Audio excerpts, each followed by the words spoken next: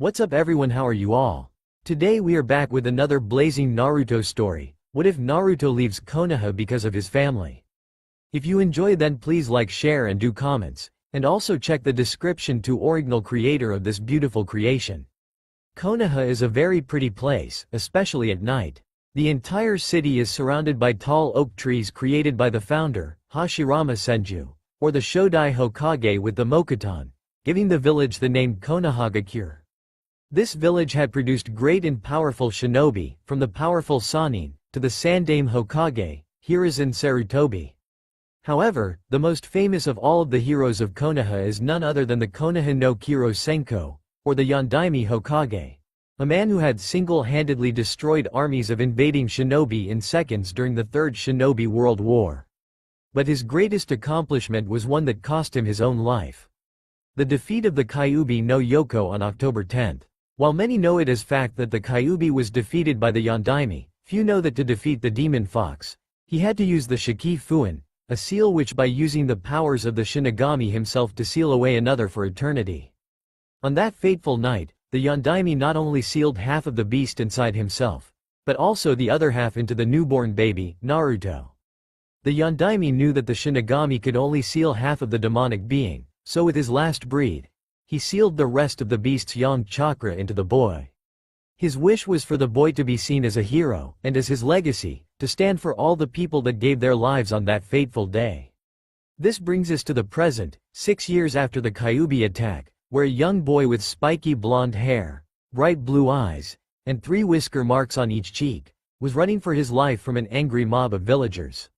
Needless to say, the fourth's wish had gone unheeded as many of the villagers and ninja pleaded for the boy's execution, believing that he was the Kyuubi in human form.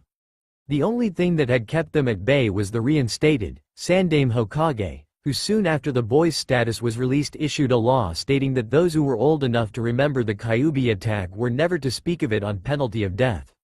While this stopped the populace from outright demanding the child's death, they soon found ways of going around the rule, by blacklisting him from shops and restaurants, forbidding their children from socializing with him, and the weekly beating, that with the help of the civilian court, went mostly unpunished.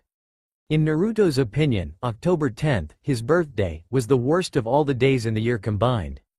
The day of the festival was the day the Anbu were too preoccupied to watch over him, and for some reason the villagers' hate was higher than normal. These were the days he was normally sent to the hospital for more than a week. Why? Thought the abused child as he ran down an alley with the mob close behind him. There he is, screamed a woman with pink hair. Time to finish what our beloved Hokage started. She raised her fist, causing the crowd to yell in approval. No, I can't get caught again, thought the blonde as he took another left, quickly realizing that it was a dead end. Shit. The crowd circled around him with knives, rocks, anything that could do damage, and began their assault. Naruto, long ago, had come up with ways to cope with the pain of being hated for something he did not even know by smiling, playing pranks, and basically putting on the mask of the baka. But tonight, the pain felt especially worse, and as he looked up to the faces of his attackers, he was able to push out the words, "Why do you hate me? Because you're a demon, that's why," yelled one of the villagers with unmasked hatred. "You're the reason my daughter's dead. But now I am finally going to get revenge." The man then took out a large kitchen knife and stabbed it through Naruto's chest as the crowd cheered in approval. As Naruto felt the warm liquid fall down his body, he collapsed and was about to ask again when he felt a heat coming at his back. He looked but was too late as a medium-sized fireball engulfed him in red embers. Naruto's screams of pain only seemed to excite the villagers as they cheered on the Chunin, who had fired off a Gokakyo no Jutsu at the defenseless child. Naruto could feel that he was in a lot more pain than normal. From what he could tell, he had a broken arm, a punctured lung, and a couple of broken ribs, not to mention the first and second-degree burns he had all over his body. With bloody tears in his eyes, he slowly drifted to unconsciousness. As a villager tried to deliver a finishing blow, the pink-haired leader stopped him. "No, we can't kill him. Even though he deserves to die, we can't be assumed as the killers. It has to die on its own." She looked down at the bloody heap of the demon, before pointing at two Chunin. "You two take the child away from the village and leave him. Then remove any trace you have on you of this deed in return." The two ninja nodded before grabbing the child and leaving in a puff of smoke. The woman then turned to the rest of the mob. The rest of you return to your homes and rejoice. Tonight we celebrate the true death of the Kyuubi. Bored, bored, bored, bored, bored. These were the thoughts of a young man walking through the land of Hai no Kuni. The man was around 6'1" in his late 20s. He had toned skin with wild uncombed brown hair. His face was jagged with stubble and his eyes were a dull hazel. His attire was composed of a pair of standard shinobi pants with a matching Jonin vest, tan boots, fingerless gloves with metal guards, and to top it all off, a red and white coat with the kanji for fox on the back. This man was Raki Samayu, member of the Kumo no Sansoku. Why did I have to walk through Hai no Honey to get to you? I could have easily just taken a ferry from Taki. I could have stayed another night and found some entertainment, complained Raki as he trudged through the unending sea of trees. He looked up at the night sky. Well, at least it is a nice night, he thought with a smile. He had always loved nature, even before he became a ninja. He took in the smells of the forest. He loved the smell of the bark, the dew, the flowers, He paused. Dried blood? Instantly he was on the alert. Highly trained calculative eyes darted from left to right as he surveyed his surroundings while he pinpointed the smell's location. As soon as he had located the source of the smell, he moved silently over to the clearing, but what he saw caused his eyes to widen in horror and shock. Before him was a boy no older than 5 or 6, crucified to 2 pieces of wood with dried blood, and burns covering his skin. The boy's hair was a dirty blonde which had bits and pieces burned off, while his clothes were nothing but shreds of burned cloth. But the most defined feature was the 3 whisker marks on his cheeks. Cammy, what the hell happened here? As he rushed towards the unconscious boy. Without wasting a moment's hesitation, he removed the boy from the cross and began to work. You could never really be a good ninja if you did not know how to heal yourself. As Raki examined the boy, he felt that something was wrong. From the damage it looks like this boy took, it should be a lot worse, he shouldn't even be alive. Raki scowled at the thought of what had happened to this child and decided that it would be beneficial to take the kid away from the area. After all, waking up in a place surrounded by your own blood is not a pleasant experience. To throw off any trackers, Raki placed some false tracks, looking as if wild animals found him and used him as a welcome snack. If this is any indication, doesn't look like the boy is very wanted where he is from. It would be better if the thought he was dead, thought Raki as he finished the false tracks. He then picked up the boy and jumped into the trees. Raki was confused for the umpteenth time that night as he looked at the bandaged sleeping child by the fire.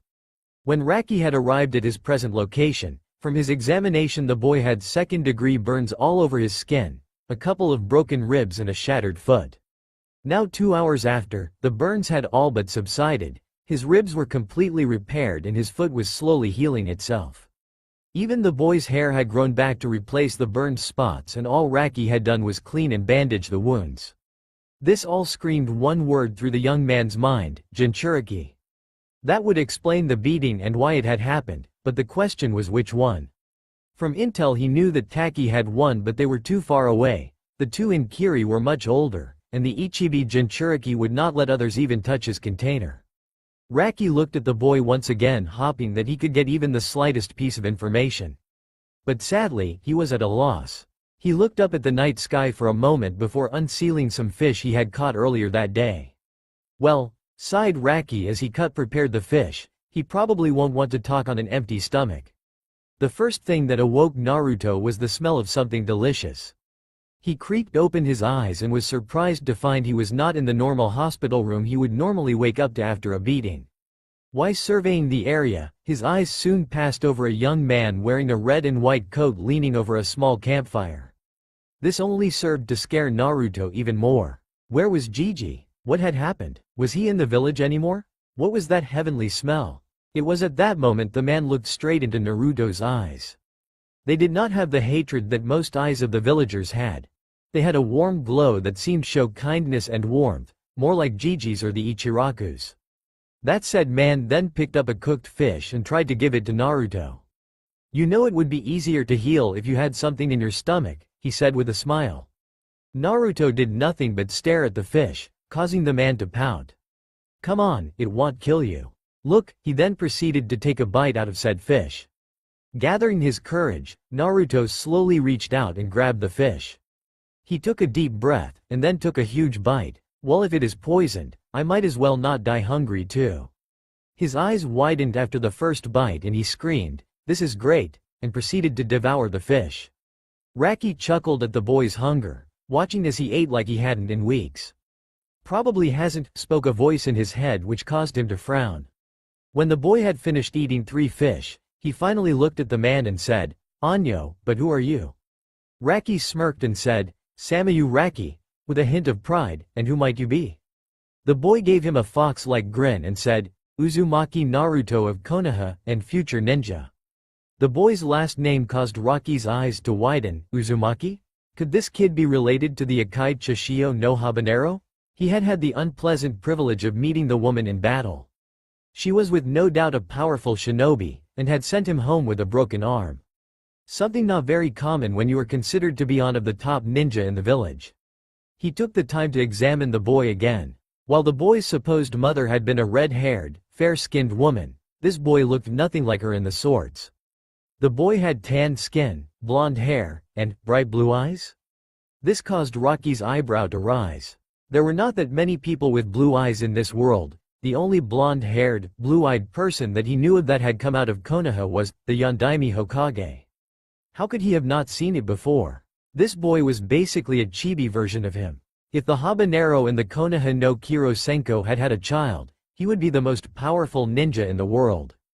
Also, with his Junchuriki status, no man in his right mind would want to mess with him. But this raised another question: if he was the son of the so-called hero of Konoha, then why was he hated?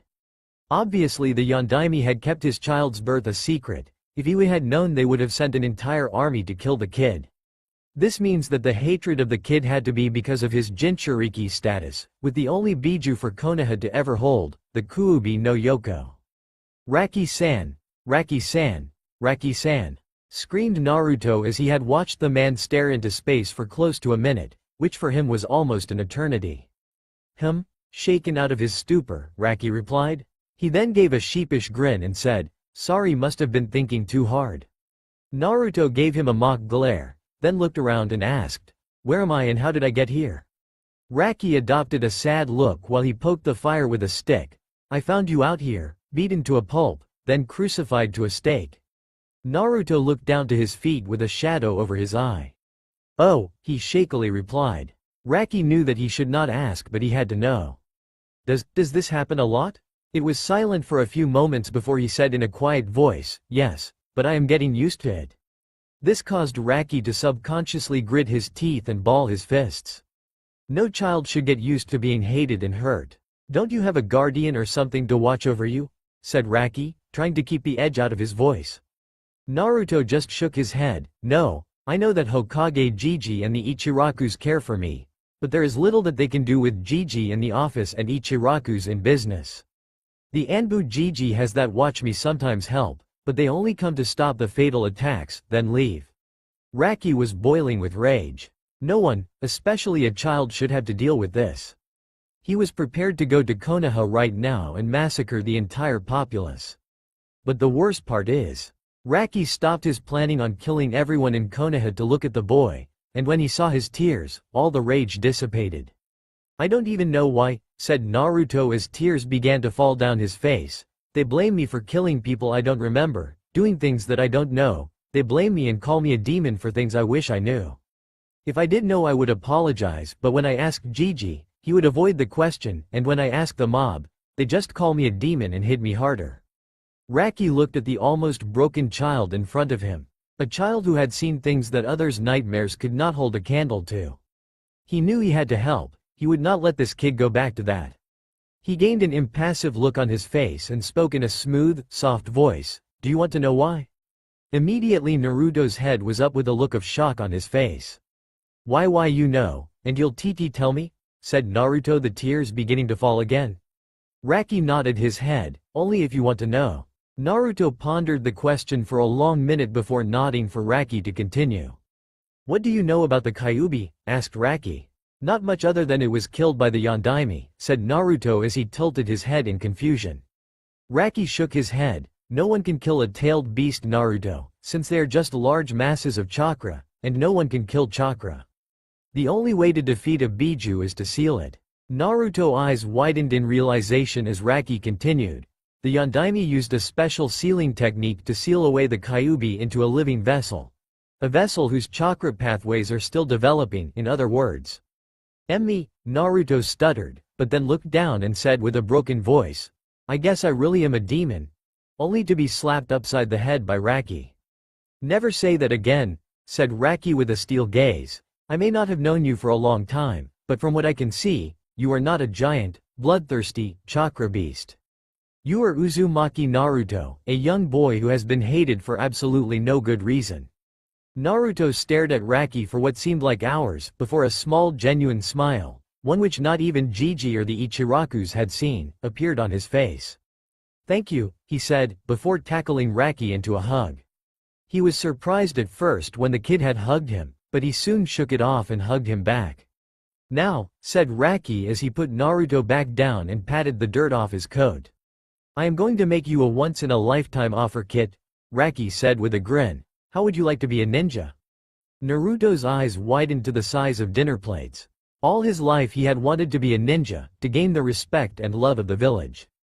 "But if I go and train with Raki-san, I won't be a ninja for Konoha," thought Naruto, which caused him to frown. But would he really want to be in charge of protecting the people who hurt him, even if he would put everything on the line to save Jiji or the Ichirakus? Would he do it to save the rest of the villagers? Naruto thought of what Jiji would tell him if he was also here. The words, "do what will make you happy," came to mind, and he would surely be a lot happier training to be a ninja away from all of the hatred. Naruto closed his eyes before opening with a new determined look. "Hi, I will go with you, Raki-sensei." "Ma," said Raki, putting his hands up in defense. "I'm not all for that respect stuff, kid. Raki will just be fine." "Hi Raki," said Naruto as he gave his new teacher a fox grin. Raki smiled at this, the look to the stars. "Well kid, you better get some rest. Tomorrow we leave this forsaken land and start your path to becoming one kick-ass shinobi of Kumo." Naruto nodded before moving back to the sleeping bag, falling asleep almost instantly. Raki smiled at the sleeping kid before moving his gaze towards Konoha.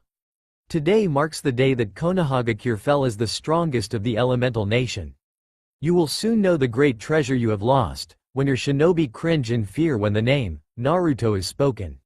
Remember this day, Konoha, for this is the day that Namikaze Uzumaki Naruto began his rise towards greatness. It had been 2 days since the festival, and Hiruzen Starabi, Sandame of Konoha, was in his office filling out a seemingly endless pile of paperwork. Why do I need to sign off about what kind of dog food the Inuzuka clan feeds their dogs with? But this was not the reason he was upset. He had not been able to go see Naruto for his birthday. He had even gotten him an orange jacket as a gift.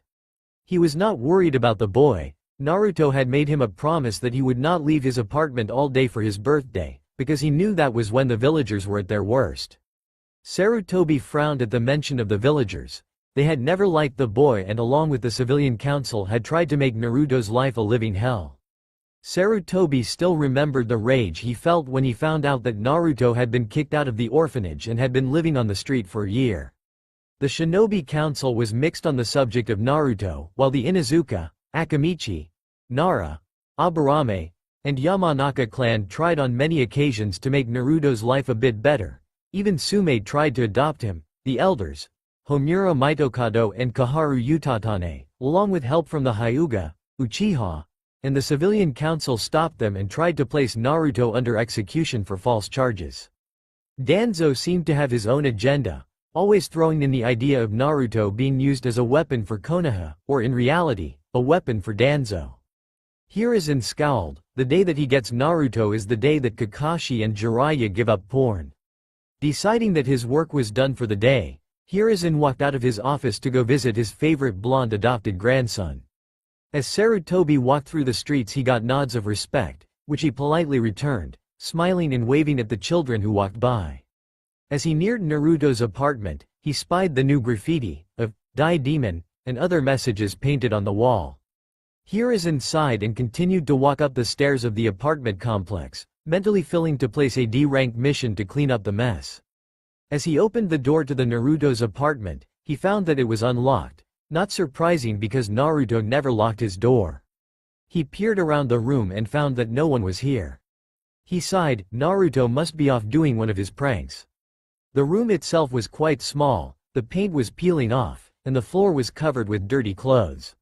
His eyes stopped when he looked on the table, before slowly widening with horror. On the table was a knocked-over cup of cooked ramen. This was bad. Naruto and uneaten ramen were two things that would never be together unless something truly horrible had happened. Sarutobi's mind instantly went into gear as he searched for any type of trail. When he found one leading out of the apartment, he was off. He followed the tracks down the twists and turns of the alleyways until a familiar stench reached his nose, the stench of blood. As Hiruzen turned the corner, he was greeted with the sight of an alleyway completely covered in dry blood. He quickly surveyed the site, finding lots of ash under a dumpster near the scene. Was a Kaiten just used on Naruto? He then found some barely visible tracks of Naruto leaving the area. So some of my own shinobi were a part of this him. They must have been Chunin from how well they covered the tracks. But they did not suspect I myself would be following the trail. Sarutobi pulsed his chakra and 3 Anbu quickly appeared by his side. What do you need, Hokage-sama? Said one with a Neko mask. Neko, come with me to follow these tracks. Uma and Taka, go find a medic, I think we will be needing one, said the Hokage before jumping off in the direction of the tracks with Neko close behind. Please be alright, Naruto-kun, prayed Hiruzen as he jumped through the trees. After about 2 hours of tracking, the Hokage and his guard reached a handmade cross with dry blood on it. Hiruzen paled. The blood looked to be a couple of days old while the ropes looked as if they had been ripped off by a wild animal. The animal tracks then proceeded to go deeper into the forest to devour its prey. Hokage-sama, Neko said, these tracks are a couple of days old, even if Naruto-san could have survived, and he would have been dead by now. I am truly sorry. Hiruzen looked down to the ground with a grievous look before saying, that is fine, Neko. When we return to the village, I want you to gather Yuhi Kurenai, Hitaki Kakashi, and Maida Guy and tell them to come to my office. Neko nodded before the team of 2 started their long trip back to the village. Naruto, thought Hiruzen, I have not only failed you, but your father as well. This was odd, thought Kakashi as he pondered the Hokage's reasons for having him come to his office. It could not be a mission because he himself had ordered Kakashi to take a break. After Minato-sensei and his child had died, Kakashi had thrown himself completely into his own work, to stop the painful tug of loneliness from returning. Kakashi had been one of the few besides the Sandaime and Jiraiya to know of the child's birth. He had had so many dreams of watching over the child like his sensei had after Kakashi's own father had killed himself. He did however follow his late teacher's final words to treat the boy with respect, even if it was hard for him to watch over the boy due to his continuous Anbu missions. Had even protected the child from drunks and mobs before he could get hurt. As he entered the Hokage's waiting room, he spotted Maida Guy, his eternal rival, and Yuhi Kurenai, a seasoned Chunin. Both along with Sarutobi Asuma, who was currently part of the Shogunin Junichi, had been part of Team Uzumaki under Kushina Uzumaki. Both her and Minato's teams had begun to train and do missions together when Minato and Kushina had started their secret relationship. Kurenai had often teased that Minato had a thing for Kushina, which everyone had quickly disregarded. That was until they caught them making out at the training grounds. After looking around, he nodded a hello, then pulled out his famous Icha Icha and, much to Kurenai's ire, began to giggle pervishly. However, his fun was short-lived when the secretary appeared, informing them that the Hokage would see them now. When they entered the office, they were shocked to find that the normal Nen no Kami, whose power was known throughout the 5 nations, was replaced with a sad and tired-looking old man. Guy was the first to regain his composure and responded in his usual tone, "Greetings, Hokage-sama. What youthful task do you have for me and my youthful comrades?"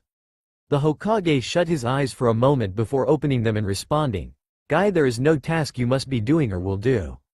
I have asked you here to talk to you 3 of a matter of great importance." Kakashi raised his only visible eyebrow at this before asking, "How great of importance?" "SS rank," spoke the aged Kage curtly. The three shinobi instantly stiffened up as Guy adopted his serious face and Kakashi put away his precious Icha-Icha. The Hokage nodded before sending his Anbu out of the office, and activating a silencing seal. He then began to say, "Now I must start with saying that I have not been completely truthful to you these past years." The cage as he stood up from his chair, turning to look out the window. 6 years ago when you asked if the child of Uzumaki Kushina and Minato Namikaze survived, I admit I lied to you about his death. The two Jonin and one Chunin's eyes widened. Sensei's son survived, thought Kakashi with a mix of happiness and regret. Happiness for having the chance to repay his teacher, while regret for not being able to help the child earlier. Anyo Hokage-sama, said Kurenai, who was still in a state of shock upon the revelation, but who is the child? Hiruzen gave her a somber smile. His name was Uzumaki Naruto, but you might know him better by what the villagers call him, the demon of Konoha. Kakashi's eyes widened even more before he narrowed them in anger. He had seen the child on a regular basis and could have been able to help him. The horrors he had seen Naruto suffer were the things that he had envisioned protecting him from, and he had done nothing. Kakashi looked around the room to see how his friends were handling the news. Guy, who normally wore a seemingly too bright smile on his face, was distorted into a mask of pure rage. His hands were fists just itching to pulverize the men responsible for what Naruto had gone through. Kurenai, who normally kept her emotions under control in the workplace, was on the curb of having a breakdown. She had been closer to Kushina than anyone, and had seen her as more of a mother figure. The thought of not being able to help the woman she admired most child was agonizing. Then it clicked in Kakashi's head. He spoke with barely controlled rage? The old cage nodded sadly. From what we can tell, Naruto was taken out of his home during the festival, beaten to a near-death state, which not only was the work of normal weapons, but also Kaiden justice, was then removed from the village and crucified for 2 days, where he most likely died and was taken away by some animal to eat. That did it. In seconds Kurenai was on the ground sobbing, mumbling about how she had failed her teacher. Guy went to comfort her, but one could see the tears dripping down his face. Kakashi just stood still in a state of shock after finding out the way to repay his sensei for his kindness was gone. A lone tear drifted down his unmasked eye. "I am sorry to tell you this," said the Hokage regaining their attention, "but it is obvious that some of our own shinobi were a part of this. Therefore we must make an example of this to anyone who tries to betray the leaf. You three will go discover who is responsible for this and make them pay dearly, in front of the entire village." Kakashi, Kurenai, and Guy all steeled their gaze, intent on bringing absolute hell to the men who had done this. "Make it gruesome," said the Hokage in a dark voice. "One must know the consequences of disobeying me, the Hokage, and their village. You are dismissed." The three were gone in an instant, trying to be the first to find the murderers so they could have first crack at them. It had been almost a week since he had left Konoha and Naruto felt great. As soon as they arrived in Yu, they had entered a department store, and after a long and tiring debate on whether or not orange was a proper color for a shinobi, had decided on a wardrobe. Naruto had chosen to go with a pair of black baggy pants, a dark orange muscle shirt with 2 shinobi-style boots. Raki could not completely make him give up his favorite color. When they went to counter, Naruto was a bit frightened. Who wouldn't be when for your entire life, anytime you had tried to buy some food or clothes, you would be chased out with a broom? Naruto looked up at his mentor who sent back a small smile before pushing the kid towards the desk. Gathering his courage, Naruto, in his new clothes, walked up to the cashier and said, "I would like to buy these clothes, cashier-san." The woman looked down at the small blonde in front of her before her eyes widened like dinner plates. In seconds she was around the table and glomping the poor child while screaming, "Kawaii." As soon as Naruto realized what was happening to him, felt the 2 mounds pressed up against his cheeks and began to blush. This only made the girl squeeze harder at how adorable it was. Raki, who had been watching with an agape jaw, soon realized he had hit the goldmine of woman attractors. He smiled deviously as he thought of all the plans he would have in store for his young apprentice. 20 minutes later, after the woman had finally released Naruto when he was about to go unconscious from lack of air, they were paying for their purchases with a large discount. Raki and his student then went to a pocky stand and sat down on a bench, watching the families and traders' daily routine. "Nay, Raki, Naruto asked, turning his whole body towards his sensei. What exactly are you going to be teaching me? Raki looked at the boys as he pondered his question, slowly chewing on his pocky. What do you think it is like to be a shinobi? He asked finally, returning his gaze to the crowd. Naruto was surprised but chose not to speak as his teacher continued. A shinobi's life is full of death, danger and murder. We cannot avoid it, only learn to live with it. Raki spread his arms as to show the crowds of people in the square. We kill on a daily basis. I myself have killed hundreds of men and women, and my sensei even more than that. Naruto paled as he thought of all the blood. We kill, we must accept that, said Raki, still looking into the crowd, but we must also find a reason to do what we do. Something to help get us through the night. For some it is money, others family, but trust me kid, you will not survive long in this line of work if you cannot come up with an answer. So I ask you, Raki turned to face Naruto, why do you want to be a shinobi? Naruto was at a loss. Before, he would have quickly said to gain everyone's love and respect, but that was not the answer he wanted. Living the life he had, you learned very quickly that it takes a lot of work to create true bonds. But when the bonds are built, they are not easily broken. This was the reason that Naruto had always treasured his relationship with Jiji, the Ichirakus and now, Raki. Those people were more precious than any currency, and Naruto would put his life on the line. It was then Naruto had his answer. He took a deep breath, I want to protect my precious people. Raki just continued to stare at him, nonverbally telling him to continue. I know I don't have many right now, said Naruto as he looked up to the clear blue sky, but someday I will, and I need to be strong enough to protect them at all costs. Raki smiled at his student's words, nice kid, really nice. Well you aren't go on to get that strong sitting on your ass, said Raki as he stood up, time to start you on that path of yours, kid. Naruto gave Raki a grin, which he quickly mirrored as they set off to the canyon of the town. The outskirts of the village were very rocky and steep, but on the plateaus were wide, open green fields. Perfect for the training use of ninja, whose workout sessions would normally destroy the land around them. In the center of one of these plains was Raki, facing a giddy Naruto. This is it, thought Naruto, as he bit his tongue to keep from yelling in joy. This is the day I become a kick-ass ninja. So what are we going to do? Maybe we start off with some high-powered justice? Maybe one that can turn a mountain to rubble, man that would be Suigo. Maybe a Su Mph. Naruto was silenced when Raki cupped his hand over the boy's mouth.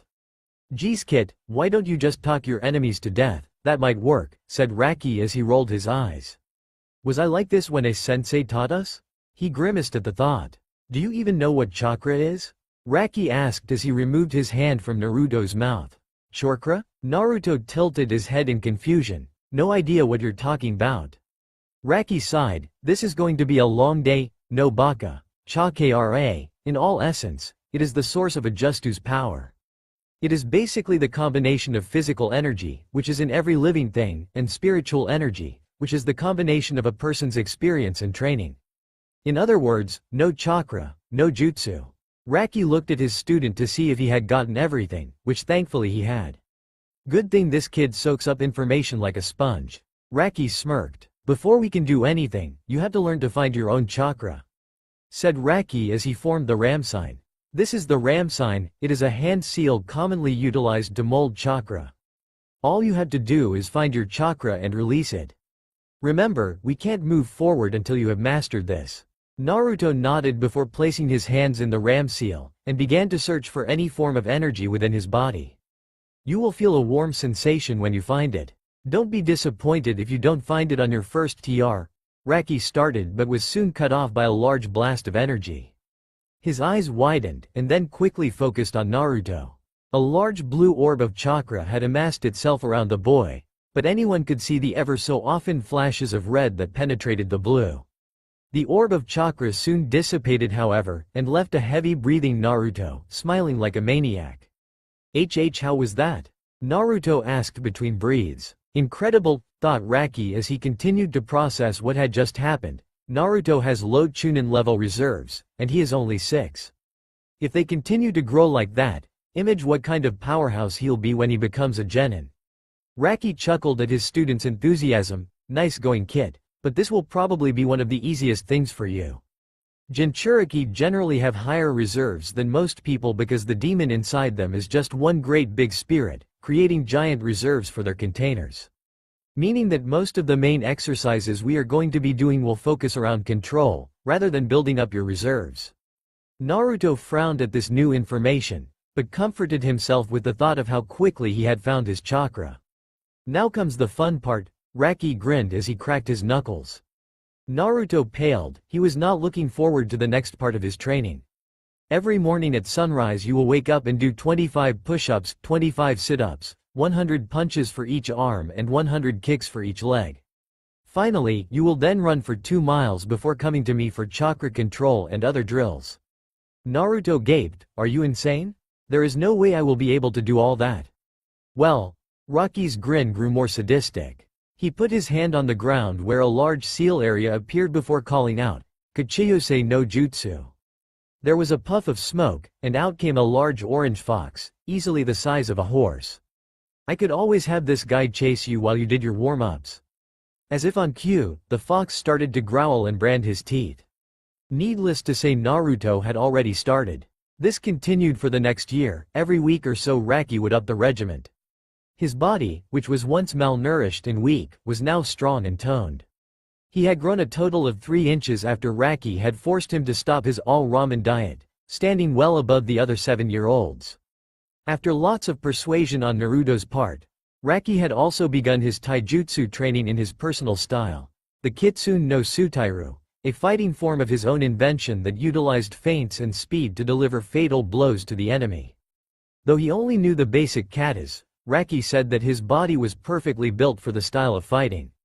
Naruto had also begun to wear weights. After Raki had discovered that Naruto's body quickly adapted to strain, had begun to add more weight twice a week. Currently he was on a total of 16 kilos per arm, 20 kilos on each legs, and 30 around his torso. His speed now with his weights was that of a seasoned genin, but when removed could match mid-chunin ranked speeds. Though Naruto was not as skilled in control as his other focuses of training, they were good for someone his age. Raki had started him off on using his chakra to keep a blade of grass straight up on his finger. Though it was difficult, with lots of time and sweat, Naruto had managed to get one blade of grass to stand on the tip of his index finger. But being the slave driver he was, Raki would not move on until it was second nature. After a month, when Naruto was able to keep 2 blades of grass straight up on all 10 fingers, Raki had shown him wall climbing, which after the control exercises he had been doing was a piece of cake. That was until Raki had him run up and down the wall for hours on end while he threw blunted kunai at him. Raki told Naruto that it served 3 purposes. The first was to heighten his control over his chakra, the second was to improve his evasion on the battlefield, and third was that it was really entertaining. When not training, Raki and Naruto were normally on the road, traveling from country to country, mostly staying out of Konoha, Iwa, and Suna territory. While on the road, the two worked on observation and education. Raki would have Naruto walk through a group of people, then ask him what he had learned. At first Naruto was confused as to the point of this training before Raki explained that spotting the smallest irregularity in someone's appearance or stature could quickly tip you off and help you avoid trouble. Raki seemed to value the blonde's education greatly as he constantly talked to him about geography, psychology, mathematics, human anatomy, politics, a session which Raki liked to call modified history Raki style, which only talked about great leaders and battle strategies, and Naruto's favorite subject, Fuin just you. Sealing seemed to be an area of specialty for the blonde. He had seen Raki seal some supplies into a scroll. He had asked about it. Raki told him that sealing was a rare and complex art, few people knew how to do it properly and was a commonly sought-out trade in the ninja world. He went on to explain that unlike genjutsu or ninjutsu, Fuin just you had almost no limitations. All it required was skill and creativity. At the next town Naruto had gone into the local library and read all the books he could about sealing. Discovering that it required very neat handwriting, he began to work on his own until everything he wrote was crisp and clean. He had later that day made his first sealing scroll, which surprised him, because in the books Naruto had checked out, it had said that the art of Fuin just you took years to merely start, and he had done it in a week. When he asked Raki about it, he just chuckled then said something like father like son. Unfortunately, before Naruto could clarify what that meant, Raki told him that they were going out for ramen to celebrate, which silenced all other thoughts in the blonde's mind. Today, after Naruto had finished his extended warm-up of 300 push-ups, 300 sit-ups, 500 punches with each arm and leg, and his 15-mile run, he walked up to Raki only to see a piece of blank paper in his hand. "What are we doing today, Ero Masuda?"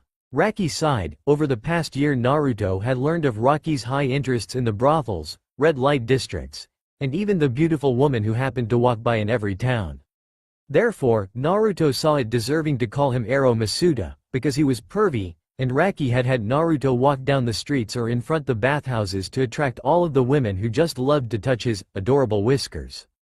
"Quiet kid, today we start your ninjutsu training. Now this doesn't mean that we are done with your other studies, only that we will be focusing a majority of our time on ninjutsu because of your gigantic reserves." Naruto nodded with a blank expression on his face. During their trip, one of the things that Raki had drilled into Naruto's head was the difference between work and leisure. While on his days off or breaks Naruto was his normal happy-go-lucky, ramen-loving self, as soon as the training began, he was a mask of concentration and tranquility. Raki held up the piece of paper. "This is chakra paper," he said as he waved it around. "By channeling your chakra into it, you can see what type of chakra nature you have. If it burns you have Kaden, if it gets cut you have futon, if it crinkles it is Raiden, Doden it turns to dust, and sweeten it dampens." Raki handed the paper to Naruto who quickly started to channel chakra into it. The results caused both student and teacher's eyes to widen in shock. The paper had split in half and while one side quickly went up in flames, the other was crinkled to a ball that dropped on the floor. Was that supposed to happen?" Naruto asked as he picked up and examined the paper ball. Raki didn't say anything but quickly put another slip of chakra paper into his hand and said, "Again?" Naruto pushed chakra into the paper, and just like before, it split in half with one half burning to a crisp, while the other crumpled into a ball. Raki just stared at Naruto, silently contemplating the situation as he either rubbed his chin. After a few minutes Raki sighed before saying, "You're just a bunch of surprises, aren't you, kid? You have 3 chakra elements, Futon, Raiden, and Kaden. Now you have a very high affinity towards your Raiden and Kaden affinities." Naruto tilted his head, and, "So?" Raki smacked his pupil, "Baka. Most Jonin only have 2 elements after years of training. To see 2 affinities in a child is rare, and 3 is close to impossible." Raki began to frown. "This also brings up the question of what the Kyuubi is doing inside of your body."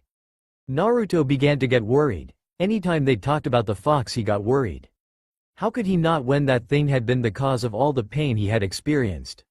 "So what are we going to do about it?" "Not we kid, you," Raki said as looked up at the clouds. A quirk he picked up when he was debating with himself on an important matter. He looked back down at his shocked student, before, in a blur of speed, moved behind his student. "You're gonna have to deal with it in him yourself." Before Naruto could get another word in, Raki delivered a quick chop to his troika, knocking him out cold. Raki looked at his unconscious student before picking him up, and slowly placing him against a nearby tree. "Hope the kid and the furball get along," Raki muttered to himself, "or this is just going to be a huge waste of time." The first thing that Naruto awoke to was the sound of dripping water. Drip, drip, drip. When he opened his eyes, he could see that he was no longer in the green field he was this morning. He now lay in a pool of cold, murky water close to a foot deep. As he picked himself up from the floor, he realized that none of his clothes were wet, meaning that either this was a genjutsu, or he was somewhere else. As his eyes adjusted to the light of the tunnel, he could see his surroundings more clearly.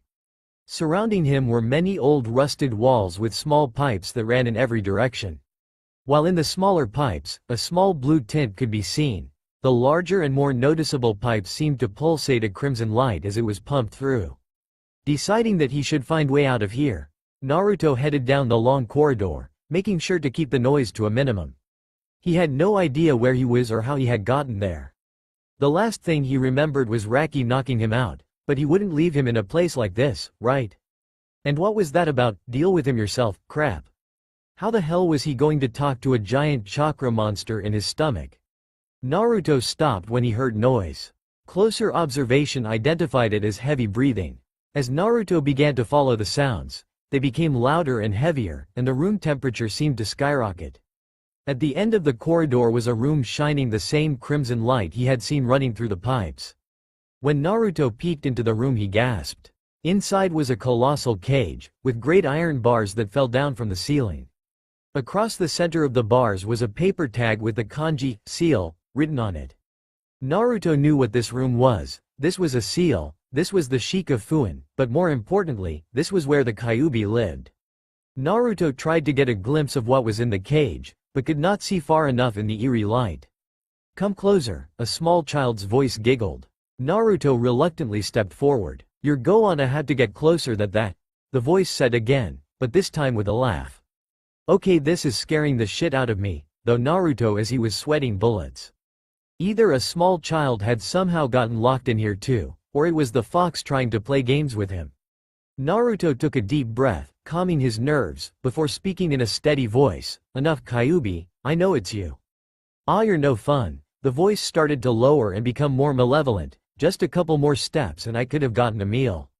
But oh well, I guess if you did fall for that then you would be a pitiful choice as my container. The nonchalance of the tone made Naruto flinch. How can he talk so calmly about eating someone? A large eye opened inside the darkness of the cage. The iris was a bloody crimson, while the pupil was a slit. Why don't we do this the old-fashioned way? Kyuubi smiled, showing off his set of sharp canines. How about you come here and run around for a bit in my cage? I always did enjoy a good chase. Maybe some other time, Naruto spoke as he tightened his fists to stop him from running straight at the thing that had been the cause of all his pain. I need some answers, and unfortunately you are the one who has them. The Biju chuckled, my kid, I thought you had learned that you had to rely on yourself for answers. Or at least that is what you should have learned from the geezer. Naruto stayed silent as Kyuubi continued. How did it feel to learn that you had been lied to by Gigi? I really don't have to ask because I saw it for myself. The hate, the feeling of betrayal, the thirst for revenge. Shut up, Naruto muttered, a shadow across his eyes. The Kyuubi looked at him in mock confusion. Say something, Kit? You will have to speak up.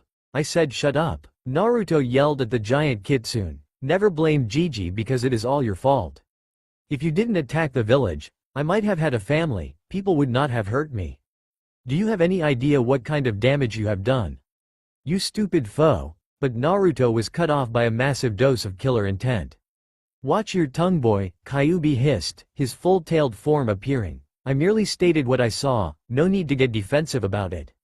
Also, I never hurt you, the villagers' own fear and misguided hate did. Naruto seemed to widen at the fox's point of view. On the contrary, the fox spoke. I was the one who healed your body from those attacks. If anything, you should be thanking me for not allowing you to die for 6 years. Naruto took a couple deep breaths to disperse his anger. Thank you, he finally said, though a bit forced, but we still have some things to discuss. Kyuubi grinned at his victory before nodding the boy to continue. Where are we? He asked first as he turned to look again at the sewer. I see no harm in telling you that. The Kyuubi mused. This is called a mindscape. A section of your mind that the seal has constructed to help us communicate. It may look like a dump, but I blame the villagers' treatment, causing you to grow up with a bastardized vision of how the world is. A large tail pointed at one of the large pipes on the ceiling. These pipes have both your small and minuscule chakra, and my overall superior chakra. From what I can tell, this seal has been siphoning off my own chakra and assimilating it with your own supply, making it continuously grow larger. Naruto nodded as he processed the fox's answer. So eventually, my reserves will merge with the rest of yours, and you will disappear? He asked hopefully. The kitsune scoffed. Kid, even if I was forcing my chakra through the seal constantly, you would not live long enough to completely merge. In other words, you're stuck with me until you die. So you still have some control of your chakra? Questioned Naruto. I'm surprised that the seal would allow that. Kyuubi grew a prideful smile. No power is absolute, kid. The seal could not take away my entire reserve on threat of also moving some of my mind along with it. But honestly, my traits is still entering your body as we speak. Naruto's eyes widened. Wait. Your thoughts are entering my mind right now. How do I get you out?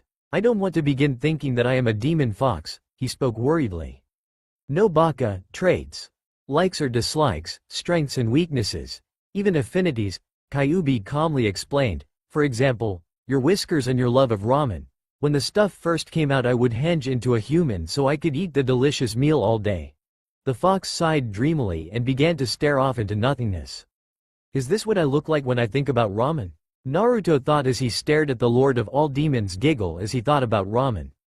And my three affinities? Naruto asked, trying to call the Biju back to reality. Kyubi shook off his ramen-induced dream, more like two. Seeing Naruto's confused expression he continued, if I had not been part of your body, your affinity would have mostly likely been futon, but seeing as we are stuck together, my affinities are slowly eradicating your original element and might mix to form my Kekkei Genkei. Might? Naruto asked, dreading what he knew was going to come next. Kyubi grinned at the blonde child in front of his cage. Yes, might, it all depends on what happens today. Naruto took a couple more forced breaths before asking, alright, the whole deal with the devil kind of thing. So what do you have in mind? Simple, kid. I give you my Kekkei Genkei and train you how to use it in my own chakra, and you help me get what I want. And what do you want exactly? Naruto was wondering what the most powerful Biju in the world could want. Well, truthfully what I want is to be set free from this abysmal cage, Kyubi said offhandedly. Naruto was about to object when the fox continued, but from careful examination of the seal, setting me free would also kill me. So I will go with the two next best things, have the feelings of what it is like outdoors again, and to watch the man responsible for all this suffer a painful and horrible death. Naruto quirked his eyebrow, how can you watch the Yondaime suffer? He is already dead. The temperature of the room seemed to change from blazing heat to sub-zero. When Kyubi spoke, his voice was harsh and cold. The Yondaime may be responsible for sealing me, but the person who tricked me into attacking that pitiful village is still alive, and I won't rest until I can use his spine as a toothpick. Naruto gulped. If there is someone who was strong enough to manipulate the Kyubi, why would he have him try to destroy the leaf? Alright, the revenge part one can help with. If someone did force you to attack the leaf, then he is the reason for my horrible childhood. But how do you plan on helping you feel the outside again? The room temperature resumed its previous unbearable temperature and Kyubi spoke as if nothing had happened. Well, that's easy. All you have to do is rip off a corner of the seal. What? Screamed Naruto, but even if I made the smallest tear in that seal, the rest would slowly fall apart, causing you to be released. Geez, relax, kid, the Kyubi said, a large sweat drop coming down his head. Besides, the fourth seal has so many backups, that ripping of a little piece will barely weaken the cage. Tell you what, since I am feeling so generous today, I will sweeten the deal. I will throw in telling you about my previous container. Naruto adopted a confused expression, still slightly against the idea of altering the seal. Why would I want to know that? It might be better if I tell you her name first, the fox mused as he pretended to think. Her name was Uzumaki Kushina, or what you would have called her, Ka-san. Naruto's eyes grew to the size of dinner plates. Why, you mean she was my mother? Naruto was barely able to keep the tears of joy of discovering his parentage under control. Yes, kid, your mother, the Kyubi spoke in a calm voice, and I am giving you the opportunity to get to know her. She may be gone, but I have a stockpile of memories of her. That is, if you want to know, the Kyubi baited. Wiping all doubt from his mind, Naruto appeared in front of the seal. How much should I rip off? The Kyubi gave a toothy grin at the boy's enthusiasm. About the size of your thumb, but you might want to brace yourself. When Naruto ripped the piece of paper, at first he felt nothing, but that quickly when red chakra engulfed him, spreading pain throughout his entire body. Wow, what is this? Naruto hissed. That is why I told you to brace yourself. The Kyubi chided the blonde. I might as well finish my part of the deal. Kushina was exactly like you. Brash, stubborn, loud, and obnoxious, the self-named Queen of Pranks. In truth, the only difference I see between yours and her personality is that while you favor orange, she favored red. Though Naruto was in a great deal of pain, he allowed a small smile to cross his face. Thank you, Kyubi-san. Those were his last words as he drifted off into dreamless sleep, leaving a stunned Kyubi. Kyubi-san, huh? The fox chuckled to himself. The kid may have promise after all. The Kyubi then left to begin his surprise to the kid when he woke up. Your child will not be weak, Kushina-san. I owe you that much. When Naruto awoke, his entire body felt sore. He groaned as he pushed himself up to a sitting position. He then began to go over all that had happened. Was it all a dream? Suddenly a familiar voice spoke inside his head. No kid, it was all real. Kyuubi? Naruto said, looking around, trying to find the location of the voice. Wow kid, just when I was this close to acknowledging that you have some brains, you had to go baka on me. Don't you remember our deal? Everything you see, feel, hear, and touch, so will I. The only response he got back was a grumble and something that sounded like, Kitsune Teme. Great kid, you're up. Naruto turned to see his master, Raki leaning on a tree chewing some pocky. If you had slept any longer I would have gotten to go through with my plan to use you to hit on nurses at the hospital. You really need to wake up faster. Thanks, I'll remember that when you knock me out next time, Naruto said sarcastically, which Raki just held up his hands in mock defense. Sorry kid, but it had to be done. The only way to meet your Biju without previous contact is to either be unconscious, or in a life or death experience, and believe me, you would have looked a lot worse if I had thrown you off a cliff. Choosing to ignore his sensei's comment, Naruto steadily stood up. Well, in the end it worked. Raki's face lost all playfulness as he entered his ninja mode, waving at Naruto to continue. Naruto then went on to talk about his meeting with the Kyuubi, the deal they had made, and the discovery of his birth mother. Throughout the explanation, Raki just stayed silent, every so often nodding his head. When Naruto had finished, Raki sighed. Well, I guess I was correct about one of your parents, but the name, Uzumaki, should tip me off sooner. Naruto glared at his teacher, so you knew and didn't tell me. Raki just sent a glare back, it was only a thought, what if I had been wrong and had brought up your hopes for nothing? Naruto flinched before looking down at his feet, sorry about that. Raki's glare lightened upon seeing Naruto's reaction, and gave the boy a smile. Just take it easy kid, it must be tough to learn about your family considering the life you had. But what I would really like to know is the Kekkei Genkei that Kyuubi-san talked about. In a way it is pure genius, mused Kyuubi, by combining my Raiden and my Kaden chakra types. I have created something I like to call, Akai Inazuma. It is generally an undefeatable element. Futon attacks that would normally beat a Raiden attack, actually increases its power. Also when the attack hits, it causes a burn that spreads throughout the body, slowly turning your opponent's chakra system to ash. In simpler terms, all of your Raiden justice are a lot stronger than normal. Naruto relayed what the fox had said to Raki, who began to grin in anticipation. Well, good news, bad news, kid. The good news is that Kumo is known for their Raiden justice. The bad news is that your training just got a whole lot harder. Without warning, Raki threw a paper bomb at Naruto's feet, which barely gave him enough time to jump out of the blast range. Turning to look at his teacher, who had a sadistic gleam in his eye, said, "You should run now, kid." Naruto paled and Kyuubi began to laugh. Oh, this is going to be fun. Kakashi walked down the main street of Konoha reading his Icha. If one were to quickly glance at the man, they would see nothing different from the day before, but to those who knew him, they could see that he was troubled. Things had not been going well for Konoha. Naruto's death had caused a drastic change to the people he knew. After his mission to find Naruto's killers, he had found them quite quickly. But instead of putting up a fight, they just walked through the street, yelling to the crowds of their deed. Many cheered. When their trial was brought up, despite some of the clans and the Sandame, the civilian court had issued them a pardon. Counselor Haruno had even recommended that they be promoted to Jonin for doing a civil service. It took both Kakashi and Guy to stop Kurenai from trying to place one of her most horrifying genjutsus on her.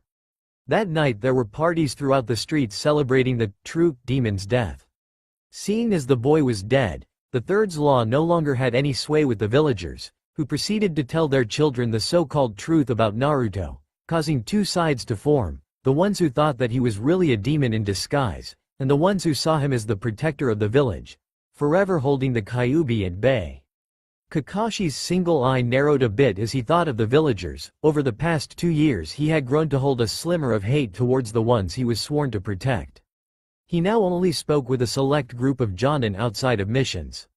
To make matters worse, his Anbu service almost up, and would soon have to quit to become a Jonin sensei for the last Uchiha. The Sandame who was once ever kind and compassionate was gone. In his place was a powerful leader, who would do anything to protect the village. Or at least to some, Kakashi mused as the Sandame had kept his warm smile for his Anbu, family, and some of the Jonin. Guy had become even more enthralled into his own youth, as he trained, fought, and challenged Kakashi to menial tasks more and more often. When asked why, he would just say that he was reclaiming the youth that should have been Naruto's. The Ichirakus, when they had heard about Naruto's death, had closed the store for 2 weeks. When it reopened, a small shelf was set behind the counter, with a young Ayame and Naruto smiling at the camera, with a large bowl of ramen in front of them. Anyone who insulted the boy or the shelf was immediately kicked out. Kakashi admired them for staying so strong even in the face of darkness. Kurenai was the most affected out of everyone. She felt that she had failed Kushina and proceeded to push herself further and further into her work. An all too similar reaction to Kakashi. While she had always been well reserved with her emotions, she completely withdrew from outside contact with everyone but her best friend, Anko, Kakashi, Guy, and Asuma, who had returned from his time outside of the village, and when he had heard of Kushina's child's death, was set to leave again. When Kakashi looked up from his book, he realized that he had walked all the way to the Hokage's monument, but more specifically, an iron shield welded into the rock. On the shield was written in bright orange letters, "Here lies the spirit of Uzumaki Naruto, let his spirit protect us like he did with the Kyuubi in his life." This was the only thing that the Sandame had been able to get Naruto, and even still it was vandalized. Kakashi wiped off some of the grime before placing a steaming hot bowl of ramen on the altar. "Eat up, Naruto." 2 figures stood across from each other on an open plain. One was a man close to his 30s, while the other was a boy, roughly 10 years old in age with blonde spiky hair. He wore black baggy pants, which to the naked eye it appeared that all of the pockets were empty. But to the eyes of a trained ninja, one could tell that the entire inside of each pocket was brimming with storage seals. The boy also wore a tattered, dark orange muscle shirt with a white lightweight, zip-up sweatshirt, with gray storm clouds running down the arms. The 2 opponents were Raki and Naruto, nearly 3 years after the first contact with the Kyuubi. Raki smirked, then signaled Naruto to begin, at which point the blonde gave a quick calculative glance around the area before charging. Naruto jumped at his teacher with the intent to kill, aiming a punch at Raki's head. Raki easily moved, dodged the attack and went for the unguarded side of Naruto's body with a quick chop to the neck. However, Naruto saw this coming and grabbed Raki's wrist, and used its momentum to pull him over his shoulders. When Raki was right on top of his back, Naruto jumped into the air, twisted, and tossed his sensei into the ground. Naruto grinned at his accomplishment, but it quickly melted away when he saw Raki standing in a crater, picking the dirt off his nails and looking quite bored. When Naruto landed a couple of feet away from Raki, he glared at the fact that he was barely taking him seriously, but quickly calmed himself to think up a strategy to defeat him. However, he did not have this luxury, because just then Raki appeared in front of him, engaging him in a fierce series of jabs and kicks. Naruto dodged the ones he could, but still a few managed to hit him in the gut, knocking the wind out of him. After a few minutes of dodging, Naruto finally managed to get far enough away from Raki to place his plan into action. Thinking fast, he quickly produced 4 Raiden Bushnins, which moved to various locations around Raki. When all of them were in position, the clones to the north threw a group of kunai straight at Raki. He dodged them easily, but then at the last moment noticed a small hissing noise coming from one of the projectiles. He turned to see a seal tied to one of the kunai. Paper bomb, he thought before jumping out of the blast range. When he looked back, he saw another cluster of paper bombs flying at him, which he dodged again. What is he planning? Raki thought as he proceeded to play cat and mouse while trying to watch all 4 Naruto, who all had a similar grin plastered on their faces. After a while Raki was getting irritated, so this time when he saw the kunai coming, he took out his own kunai and started to bat away the barrage, before using his expert aim to throw and aim his kunai through the paper bomb's hole, pushing it towards one of the Narutos. When the paper bomb went off, the clone was discharged in a spark of lightning. Raki slowly stood up, taking some breaths to relax himself while he looked at the remaining clones, who had all lost their smirks. Nice plan to begin with, Kit. He complimented. You use your Bushnins as markers to continuously throw explosives at me, keeping me moving, slowly causing me to tire and make it easier for you to hit me. However, it is going to take a lot more than that if you want to surpass me, he boasted. But his fun was cut short when he felt a presence coming at him from behind. When he turned, he was facing two Naruto clones rushing at him. When did he make those? Raki thought as he surveyed the battleground. His eyes soon fell upon a group of kunai that had a few less than the others. So, he not only used the kunai as a way to keep me moving, but also to plant some traps for me if I ever escaped. Damn, this is starting to get interesting, Raki grinned at the progress of his student. The first clone jumped at Raki trying to bind his knees, which Raki jumped into the air to avoid. Then the second sprang after him going for a quick kick at his left shoulder. Raki grabbed Naruto's fist, then spun to throw the clone away, sending him and the clone in opposite directions. What Raki was not expecting was for a Naruto to break through the ground, with a charged-up Raikyu between two kunai. If you think that I'm too much of a coward to attack you head-on, then you got another thing coming. Naruto then threw both kunai at Raki, who could do nothing to stop them as they headed right towards his chest. When they hit, there was a flash of lightning, as sparks danced around Raki's body before he hit the ground. Naruto watched for a second, keeping his guard up just in case Raki was faking it. But when after 2 minutes neither had moved, he assumed it was done. Wow, Naruto said as he scratched his head, I thought it would be harder than that. Just then, he felt the familiar touch of a cold blade under his neck. It never is Kit. Naruto cursed. Kneeling right behind him was Raki, with one kunai pressed to his jugular, while the other was pressing down hard on his kidneys, both vital spots. As I said before, your planning and strategy was good, continued Raki as he pressed the kunai a bit deeper into his throat, making it a bit harder for Naruto to breathe. If you were fighting a Chunin-level shinobi, you would have won with that combo, constantly moving your opponent around, making them think that they are making the choices to jump where they want when really, you are positioning them closer and closer to you, so you can jump out and surprise them. However, you forgot that since I am considered to be a S-rank nin, those tactics would do little against me. Also, when you dropped your guard around my body, you left yourself open to attack. Raki chided as he removed the blades from Naruto's neck, allowing him to breathe easier.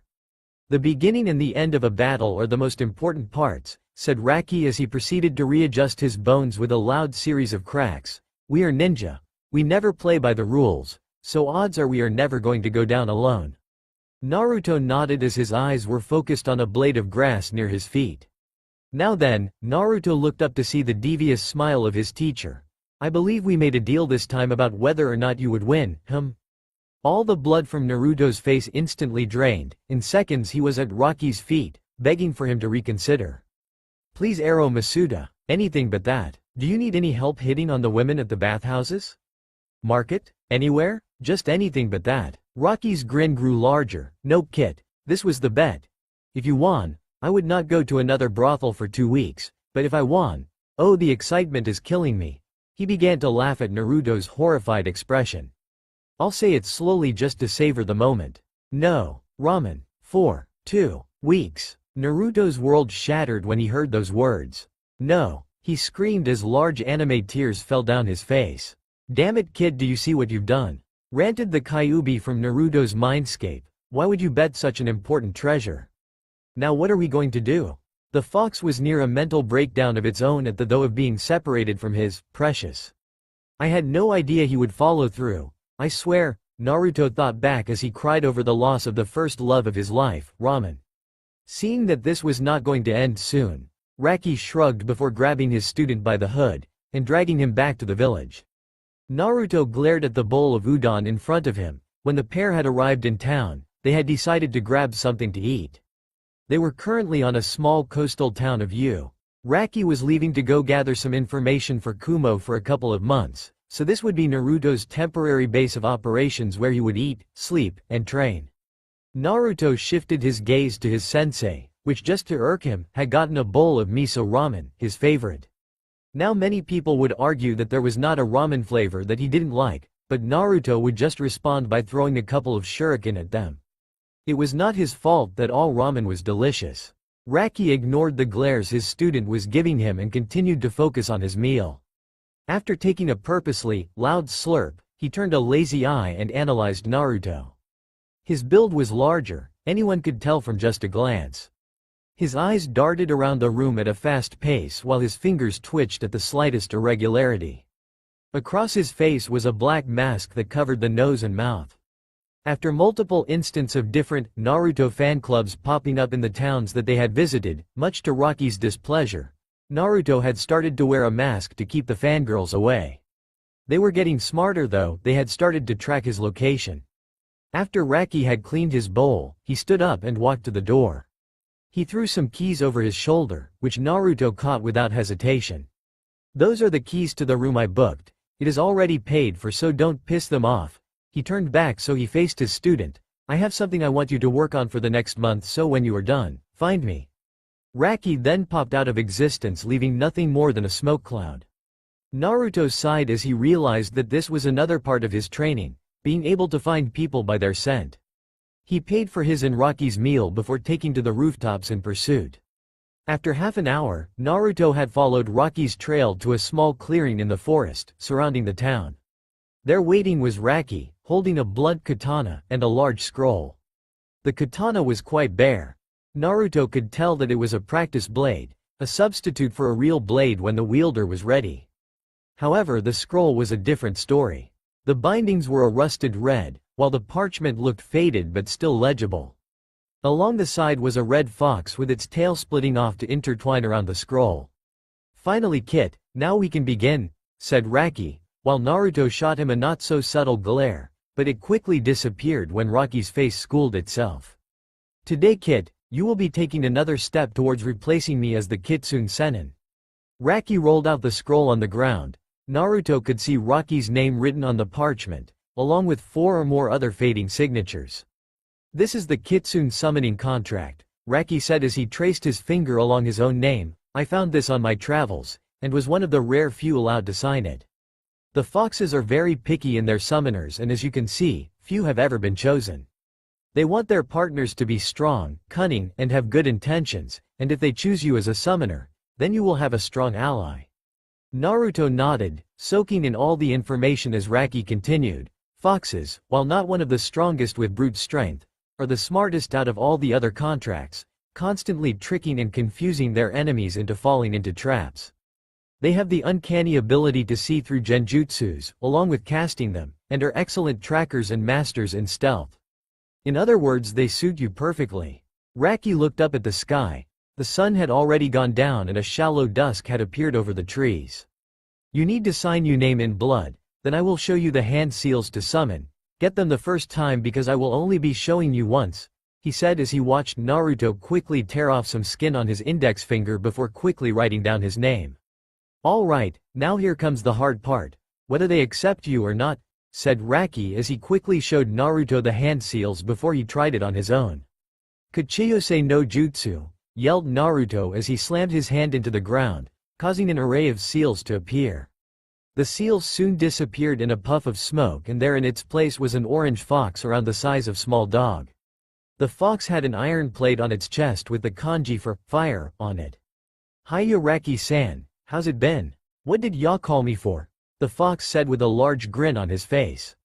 Rocky smiled at the small fox. "Pretty good, Itazura, but I wasn't the one who summoned you." "He was," he said, pointing at Naruto. Hi," Naruto smartly responded, still mesmerized about what he had just done. The fox, now known as Itazura, narrowed his eyes at Naruto, slowly observing the boy. He then walked up to Naruto's feet, before jumping to his shoulder in one bound. When he was properly seated, he stared intently at Naruto's eyes, while his tail explored the rest of his head. When his tail went over Naruto's nose, he sneezed, but this did not even distract the fox. After 2 minutes of silence, Itazura said in a jovial tone, "He looks alright. Two-san might be okay with this one. He doesn't look like he frightens easily." Naruto was unsure on whether that was a compliment or an insult, so he gave the intellectual response of, thanks." Itazura just grinned back, "Don't mention it, just don't be a weakling. I would hate to have my familiar be a little sap that gets beat up all the time." This got Naruto pissed. "What did you say, furball?" He tried to smash his fist into the small fox's head, but it quickly jumped away from his shoulder onto a nearby tree branch, still grinning. "Oh, he has quite the temper, Rocky-san. Yes. I do believe I will have a lot of fun with him as my familiar." Itazura said as he looked at Raki, who just sighed. Just be careful, Itazura. Get too far on his bad side and you will regret it.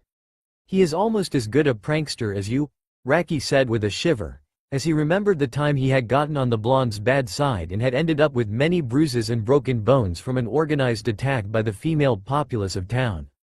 Naruto, still growling at Itazura, asked, Raki, who is the furball and what does he mean by familiar?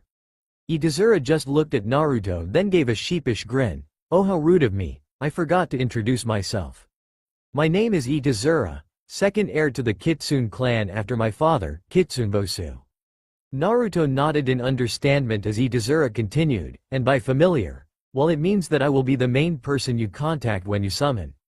For summoners in our clan, depending on who is your familiar, it will determine your social class and the amount of respect you hold. The classes go from the boss, to the heirs, to the warriors, to scouts, and then messengers, with the first being the most respected, and the later being the least. When Itazura had finished his explanation, Naruto thought it over. So the warriors, scouts, and messengers will listen to me. Yes and no, Itazura said. Yes, they will listen to you, but not completely, because you will still have to gain their respect, and also with father, you will need to earn his if you want any help from him. So what can you do? Naruto asked as he looked over the fox in front of him. Finally, a worthwhile question, Itazura said in his playful tone. Being a clan heir, I am required to know all of the professions that my clan offers, so I have been taught to be a jack of all trades of sorts. In combat I am proficient, and slowly gaining progress. Genjutsus are a piece of cake for me, and my stealth is well known around my clan for the numerous pranks I pull. Badagato must still be cleaning paint out of his hair. Naruto smiled at the thought of having another prankster as a friend. Well, I can gladly say that we have some things in common. I will be an honor to work with you, Itazura, just call me Naruto. Itazura gave a small, sincere smile. The same, Naruto, summon me later and we will work out all the details, but until then, nay. And in a puff of smoke, he was gone. Raki cleared his throat to gain his student's attention. Well, I must say that you got lucky there, Kit. Having an heir as the familiar is a major pull in that clan. But now on to the second reason I brought you here. Raki pulled the katana out of the ground and tossed it to Naruto. In Kumo, to become Jonin rank, it is required that you have some sort of skill in Kenjutsu, Raki said as he began to pull up his own sleeve to reveal a ceiling tattoo. When he pushed blood on the ink, a small katana, easily 4 feet in length, appeared. The design was simple, almost identical to the one Naruto had, but the handle was wrapped in red black tape, while the blade had a long red tail running up it. Each sword has its own name, which is normally given by the wielder or by the master. For example, my sword's name is Chio or Bloodtail, basically because I slaughtered over 200 ninja with it. Naruto widened his eyes, unsure whether to be awed or horrified. This, however, is a practice blade. You will not get your own until you can wield a sword properly. So until then I want you to read and practice the Kenjutsu scrolls one left in your room along with your normal routine while I am gone. When I return I will observe whether Kenjutsu is an appropriate fighting style for you, Raki said as he began to walk towards the harbor. I will be back in around a month, so until then no slacking off, got that, Kit? I want to be completely blown away when I return. Then he disappeared in a shunshin, leaving Naruto to his thoughts. Hi sensei, Naruto said quietly, before he rushed to his room to begin reading the scrolls. Amayuri Ringo was annoyed. For the past 2 years of her life, she had been on the run from the hunter Nin of Kiri, trying to keep a low profile to all of the bandits and other hidden villages so she would not have any more trouble, and finally, she was no closer to finding a cure. Amayuri was part of the few Kiri no Shinobigatana Shichinen Shu, and also the only female member. Her skills with her swords, the kibas, were legendary, saying that she could cut through anything with a single swipe of her twin blades. However, with the start of the Bloodline Wars, many of the members were suspected of carrying Kekkei Genkai and were either hunted or killed. Since Amayuri used a flow of Raiden chakra to enhance her strikes, she was to be brought up for questioning, then execution on her supposed Kekkei Genkai. However, before she would let that happen, she joined Zabuza Momochi, a fellow member in a coup d'état of the Mizukage. However, their efforts were in vain as Yagura not only defeated them, but also managed to poison Amayuri's chakra pathways, making it almost impossible to mold or control chakra. After she had escaped Kiri, she discovered from a traveling doctor that the poisoning was slowly killing her, and that she would not make it much longer. Her estimated time was almost 2 months before she hit the dirt. She observed her surroundings for the 20th time since she had entered the bar, a trait she had picked up after being on the run for so long. She was in a small coastal town in Yu and was planning on staying for about a month before moving on. It was not good to stay in one place for more than that, otherwise the hunter Nin would find her. Amayuri sighed as she took another sip of her drink and flicked a strand of her light blue hair away from her face. She was wearing a simple kimono where the light imprints of waves could be seen. On her sides was the twin blade, kiba, which she would never take off. Drinking had become sort of a habit for Amayuri. Why not? In her opinion, if she was going to die, might as well be drunk off her ass as well. She hated that side of her, it was just so depressing. Even if she was having a good time, that voice would pierce her thoughts and remind her that it was the end for her. After slowly staggering out of the bar, she proceeded to make her way down the busy marketplace. Even when drunk, she had the talent to avoid the commoners and fishermen as they went on with their daily lives. She had just reached the inn she was staying at when she felt something odd.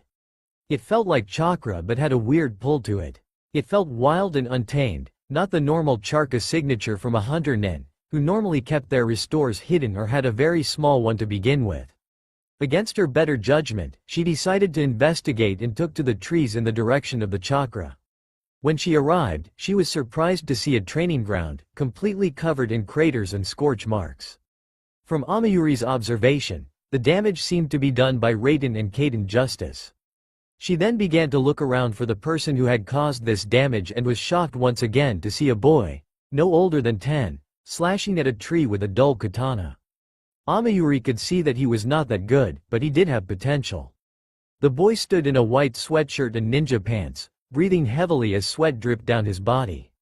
Though the boy's form was horrible, he did have the strength, speed, and endurance to become a powerful swordsman. Amayuri watched for close to an hour as the boy continuously practiced different slashes into the tree. As she watched, she soon concluded that the form was the problem. It was not that he did not have the talent, but that the form was built for someone who had strong center gravity and could take hits but then quickly counter with their own. The boy's body was built to deal quick and devastating blows to an opponent, while keeping close enough to easily block any attack that they tried. This was a similar problem that Amayuri used to have, because most sword styles were as if dancing with their enemies. Hers was quick and brutal, planning on ending the battle in the quickest and most damaging manner. When it was close to noon, the blonde boy finally stopped and moved over to his pack, only to pull out a box of dangos. Amayuri's stomach growled. With her latest drinking binge, she was now strapped for cash. She would normally just do a quick assassination mission or something easier, but Yu had never had many of those types of missions, so she was stuck. Just then a brilliant idea popped into her head. As she continued to think it through, a small grin made its way onto her face. "Oh, this is going to be fun," she thought, before jumping to meet the small blonde.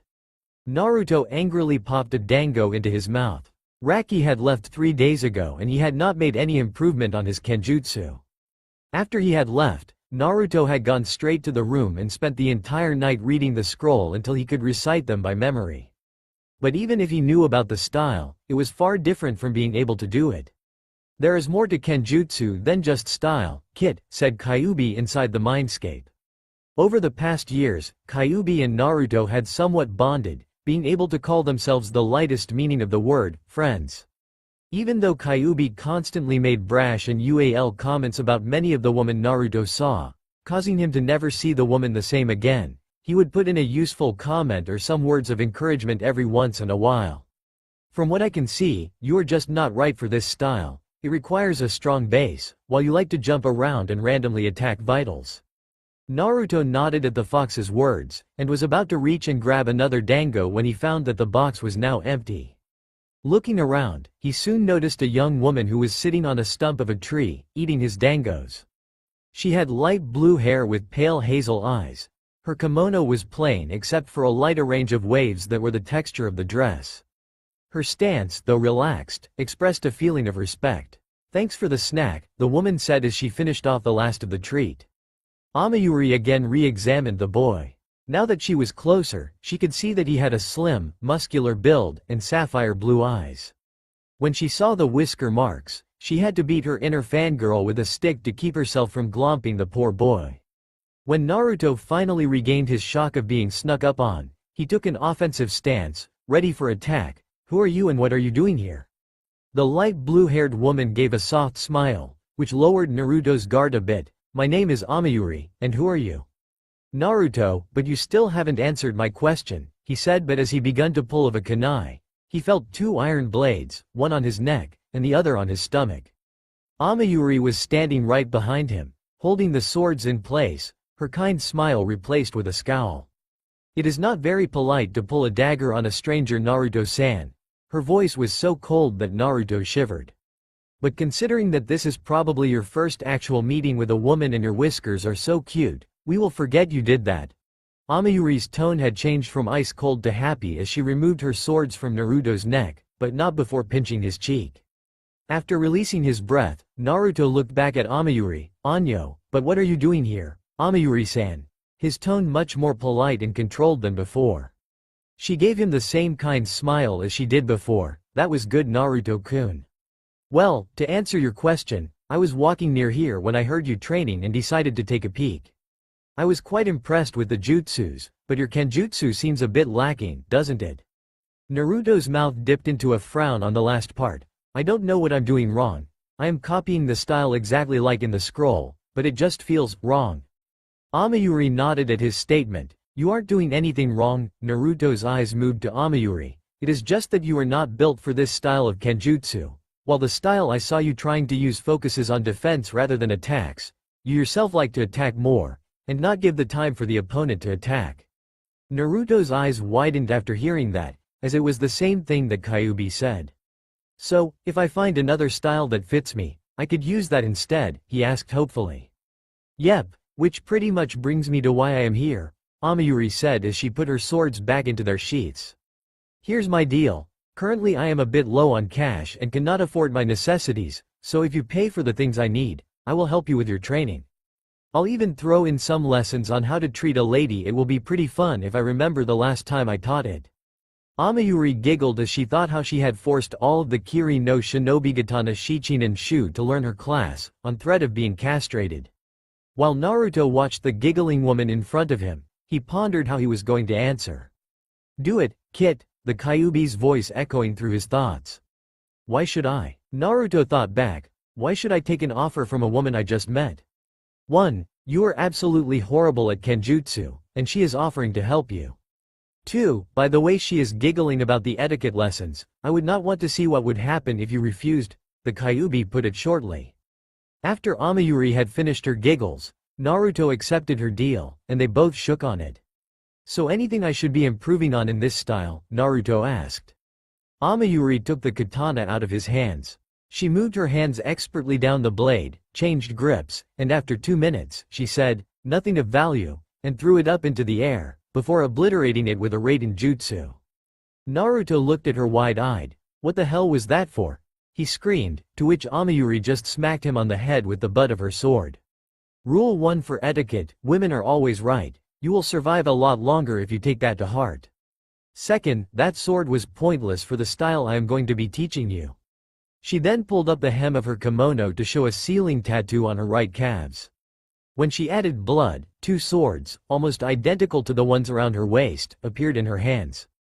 She then proceeded to give both swords to Naruto, and make a Mizu Bushnin that got in a fighting stance. "Follow my clone's movements while I make adjustments." Naruto wanted to clarify, but his head still hurt from that last hit, so he just went along with it. It continued like that for about a week. Naruto would spend hours mimicking Amayuri's Bushnin, while the real Amayuri would correct his footing, grips, etc. if they needed any. After that they had moved to spars, where Amayuri would train Naruto to adapt during the fight to different types of attacks. At about sunset every day, they would finish training and Naruto would take Amayuri out to dinner to learn table manners, social etiquette, and other valued social traits. Amayuri had also forbid Naruto to wear his mask in town, saying that he needed to confront his fears. She always had a good laugh as she watched him get mauled by rabid fangirls. During their time together, they had both taken a liking to each other. Naruto even began to call Amayuri Ne-chan. She was surprised when she first heard this, but gave him a hug in appreciation. The two were currently in a small bar, where Naruto was watching Amayuri drink herself numb. He had observed quickly that she was a heavy drinker, but the last week she had been really overdoing it. Amayuri tried to grab another drink, but before she could reach it, Naruto moved it out of her grasp. "What's going on, Amayuri Ne-chan?" he asked. He could not just leave her like this. "If you keep on drinking like that, you'll be dead by tomorrow." Amayuri looked at Naruto, silently judging whether she should tell him. After a couple of seconds, she motioned for him to follow her. After they had left the bar, they walked in silence to the spot where they had first met. Amayuri then began to loosen her top, causing Naruto to blush. "Yes, I knew this would lead to something." Kyuubi cheered from his cage. But Amayuri did not remove her entire top. She only moved the cloth away from her stomach, to reveal a long scar. Naruto could tell that there had been attempts to heal it, but the skin around it was dead and black. "I got this from fighting the Mizukage," she started, gaining Naruto's attention. "Me and another member of the Kirin no Shinobigatana Shichinin Shu tried to stage a revolt, but he defeated us and ending up poisoning me. Currently I have about a month left." Naruto looked at her in horror. He deeply cared for Amayuri, enough that he had made her one of his precious people. He could not stand to see her die. "The way I see it, I am going to die anyway, so why not leave something here that people will remember me by?" said Amayuri as she tightened her kimono. "I can see it, Naruto-kun. You are going to be great, and along with my sword style, you might even be one of the top shinobi in all of the elementals. You have learned my style almost flawlessly. The only thing you need now is my final secret, and how I can cut through almost anything. But, after I show you, the heavy use of chakra will probably kill me." Tears were beginning to well up in Naruto's eyes. He tried to back away. He tried to stop her, but before he could do anything, he was pulled into a fierce hug. "Don't be Naruto-kun. If I had not met you, I would have been filled with sadness until I died. But thanks to you, I can leave in peace." She then kissed him on his forehead, and backed away. "Now the secret is to channel your Raiden chakra at a slightly wild current down the blade. Just think of a saw cutting down a tree. Then after you have that, just speeds it up." Amayuri's blades began to glow a light blue, and her breathing became heavy. She then rushed over to a group of rocks, and in an instant, the once mighty boulders were nothing more than a pile of pebbles. She collapsed after that. Naruto rushed to her aid, moving her body, trying to make it as comfortable as he could. "I will miss you, Amayuri Ne-chan," he said, tears beginning to roll down his cheeks. She gave him that same warm smile she had when they had met. "I will miss you too, Ototo," and with her last bit of strength, she pushed the kibas into his hands, before death finally took her. Naruto stayed there for a while before he actually moved. He slowly dug a large hole at the base of the tree that he had met her at, and then gently lowered Amayuri's corpse into the ground. When the hole was filled again, he carved her name into the bark of the tree, and stabbed the two training swords into the dirt. This was the scene that Raki came by when he returned to find his student, staring at a tree with two swords at the base of it. When he moves closer, he recognized the name and to his shock, looked to find the twin kibas, hoisted at Naruto's waist. After carefully reading the situation, he moved over to Naruto and put his hand on his shoulder. Naruto didn't even jump, he just looked up at Raki with red puffy eyes, to which he responded with a somber smile. "She's in a better place now, Kit," he said softly, to which Naruto nodded before, turning around and walking to the inn to grab his stuff. Now would not be the best time to tell him, thought Raki as he watched Naruto leave. Flashback. Raki sat in a lively bar, off the coast of Hai no Kuni. There was a bachelor party going on in the background and the mood was drunk and happy. Raki looked over to his escort, a busty brunette with light brown eyes. She wore a tight one-piece made out of light fabric, that was only held up by her giant D cups. "Why don't we find a more comfortable place?" he said, his voice dripping with lust. The woman gave him a playful smirk. "Anything for you, Raki-sama." He grinned as he led the way to an empty room upstairs. When they had arrived, he quickly locked the door and placed a silencing seal on the wall. "So what were you able to find out?" Raki asked, his previous demeanor gone. "You were right about the village hating him. the woman said as she moved to sit on the bed. They still celebrate his death. Raki frowned. Amy, does anyone at all miss him? He asked, trying to find a bit of good news. The woman, now known as Amy, nodded. Not that much, but they are there. The Hokage has completely changed since he left. Also there are a couple of Jonins that I have seen acting a bit saddened whenever his name is brought up. But the biggest thing I've seen is this small ramen stand, where they actually have a photo of him in the store, and anyone who insults it is kicked out. Raki smiled at that, making a mental note to someday find and pay the family handsomely for their kindness. And what about the other thing I asked you to look up? He asked. This was the main reason he had come here. Amy reached into her purse and pulled out a small vial of blood. It was a bitch to get, but it proves it.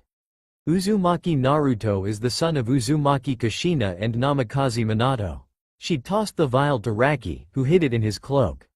Well, now he has good blood and an adorable face. Oh, if he were just a couple of years older. Amy pretended to swoon. Raki just rolled his eyes. Yeah, well, thanks for the help. Just keep me posted and we will talk soon, he said as he began to walk out the door. Say hi to Naru-kun for me, and tell him that my door is always open, Amy said with a wink. End of flashback. I can't tell him now, maybe later when all this has blown over, Raki thought as he followed his student to his room. Two shadows walked along a rocky and jagged path in Kaminari no Kuni. The sun sparked down on the abundance of mountain ranges and small rivers that meandered through the landscape. The figure in front was Samayu Raki, member of the Kumo no Sansoku and Kitsune Senin, while his apprentice, 12-year-old Uzumaki Naruto, walked a few feet behind him. Naruto now stood at 5 feet 4 inches, a respectable height for someone his age. His sunshine color hair had grown in length, but not to the point where it had lost its spikiness. The same black mask covered his face from the nose down, only revealing his bright sapphire blue eyes that shined with determination, and a spark of mischief. Naruto still wore his rust orange muscle shirt, along with his storm cloud sweatshirt, but had begun to wear black tape around his hands. His shinobi pants looked slightly tattered, but Naruto kept them because they still worked. And along his feet were a pair of black shinobi-style sandals. Across Naruto's back were the twin blades, the kibas, taking to wearing them everywhere just like his late Ne-chan. Over the years, Naruto's talents for the ninja arts had only grown. With help from the Kitsune clan, his stealth and genjutsu training had given the push he needed. He was now almost like a shadow, slipping in and out of buildings, mostly helping Itazura with a prank of some kind. Though he could still not cast a good genjutsu, he had been able to compromise with recognizing and dispelling C-rank genjutsus. Raki had overall helped him perfect his kenjutsu and taijutsu to the level he saw adequate. While he did not know the style, he would normally have spars with Naruto to help him during sword combat, giving him a small sort of a battle sense. In taijutsu, Naruto had begun learning the advanced katas of Raki's personal style, and was well on the way to mastering it. Kyuubi had kept to his word and had begun to teach Naruto to control his Kekkei Genkei, by slowly having him create a red stream of lightning between his thumb and index finger. Like Kyuubi had said, Naruto's futon chakra nature had all but disappeared, only making the slightest of cuts in chakra paper. When it came to adding it to jutsus, the two were deadly together, making up new ways to utilize a jutsu, making it become a diversion or increasing his power. Naruto's personality had also changed a great deal. He insisted on calling Raki, Raki-sensei, in public, only using his nickname when they were in private. Though Naruto was still the same person, he would now engage in conversations with many of the girls that they met, trying to get past the inner fangirl and meet the true self. Raki and Kyuubi often teased that Raki had somehow corrupted him and he would soon be peaking. This had caused horrible nightmares, almost as bad as when Raki brought him to a brothel for UAL education. Are we there yet? Naruto asked, placing his arms behind his head as he looked up at the sky. Raki gritted his teeth. As I said, the last mile and the mile before that, we will get there when we get there. There was silence for a few minutes before Naruto asked again, how about Umph? He was cut off when he ran into Raki, who had just stopped. Raki looked back and grinned at Naruto. Yep, we are there, kid. Welcome to Kumogakure, the most beautiful of all the hidden villages. Naruto was awed by what he saw. The city was a collection of tall mountains, with the building built into the walls. Large pathways connected the different buildings and large clouds descended atop the tips of the peaks. At the center of the village was a large glass dome, most likely the Raikage's office, along with the center of trade for the town. When Naruto looked down, he could see that the base of the mountains were brimming with activity. People walked up and down the streets, engaging in conversations about trade, school, and daily life. "Amazing, isn't it, kid?" Raki said, gaining his students' attention. "No matter what I see in this world, this is the most amazing." He then turned to Naruto. "All right, as soon as we enter that village there are some rules I want you to go by. Rule 1. Try to keep your true abilities secret. Deception is the key for a ninja, even from your comrades. Rule 2. Do not tell anyone that I am your sensei. To say the least, it will cause complications. And Rule 3. You will be attending the Ninja Academy for the next year before you become a full shinobi. Just try and make some friends your age." "Ne ero Masuda. Why do I need to go to the academy? I have already learned the basics, and the history you taught me should keep me up," Naruto asked, confused about why his sensei wanted him to relearn what he had spent his childhood on. Raki scoffed, "I could care less what those weak-ass pencil pushers teach you, but this is a way to learn about your future teammates and other teams. Information is the key." Naruto nodded in confirmation. Raki then turned and began to walk to the gate. "I got to go clear up some things. Use your passport to enter the city and do something productive." And with that he disappeared in a puff of smoke. What do you think would be a productive way to spend our time?" Naruto thought to his inmate. After a couple seconds, both yelled, "Ramen," and left to find the nearest ramen stand.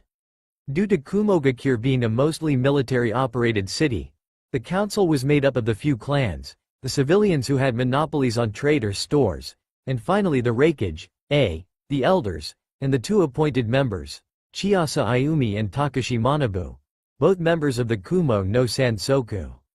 The Yondaime Raikage, and rumored to be the fastest man in all of the elemental countries, sighed as he listened to the council talk about the trade agreements and other boring subjects. He could easily be outside with Kurabi sparring, or lifting weights, but no, he had to be here and just nod or shake his head. He was brought out of his musing when one of the clan members spoke. "Back to our previous discussion from last week. All attempts to find Samayu Raki, our third Sennin, have been a failure." "Not surprising," said Takashi, "he may be in Baka, but when it comes to stealth, there are few that can find him. What we need are the hunter nin." Frowned a bit. Takashi and Raki had always been at odds, always trying to outdo the other, whether it is at strength or social status. "That is not an excuse," said another clan member. "He has been missing for 6 years. We have tried again and again to have the hunter nin sent after him, but Raikage-sama refuses. He must be here to fulfill his responsibilities." Chiyasa scoffed, "Right, like he had a choice. You were forcing an apprentice on him. If I had the choices that you were giving him, I would hightail it out of here too." This caused A to give a small smile. Chiyasa was always the median of the team, literally beating the sense into her comrades.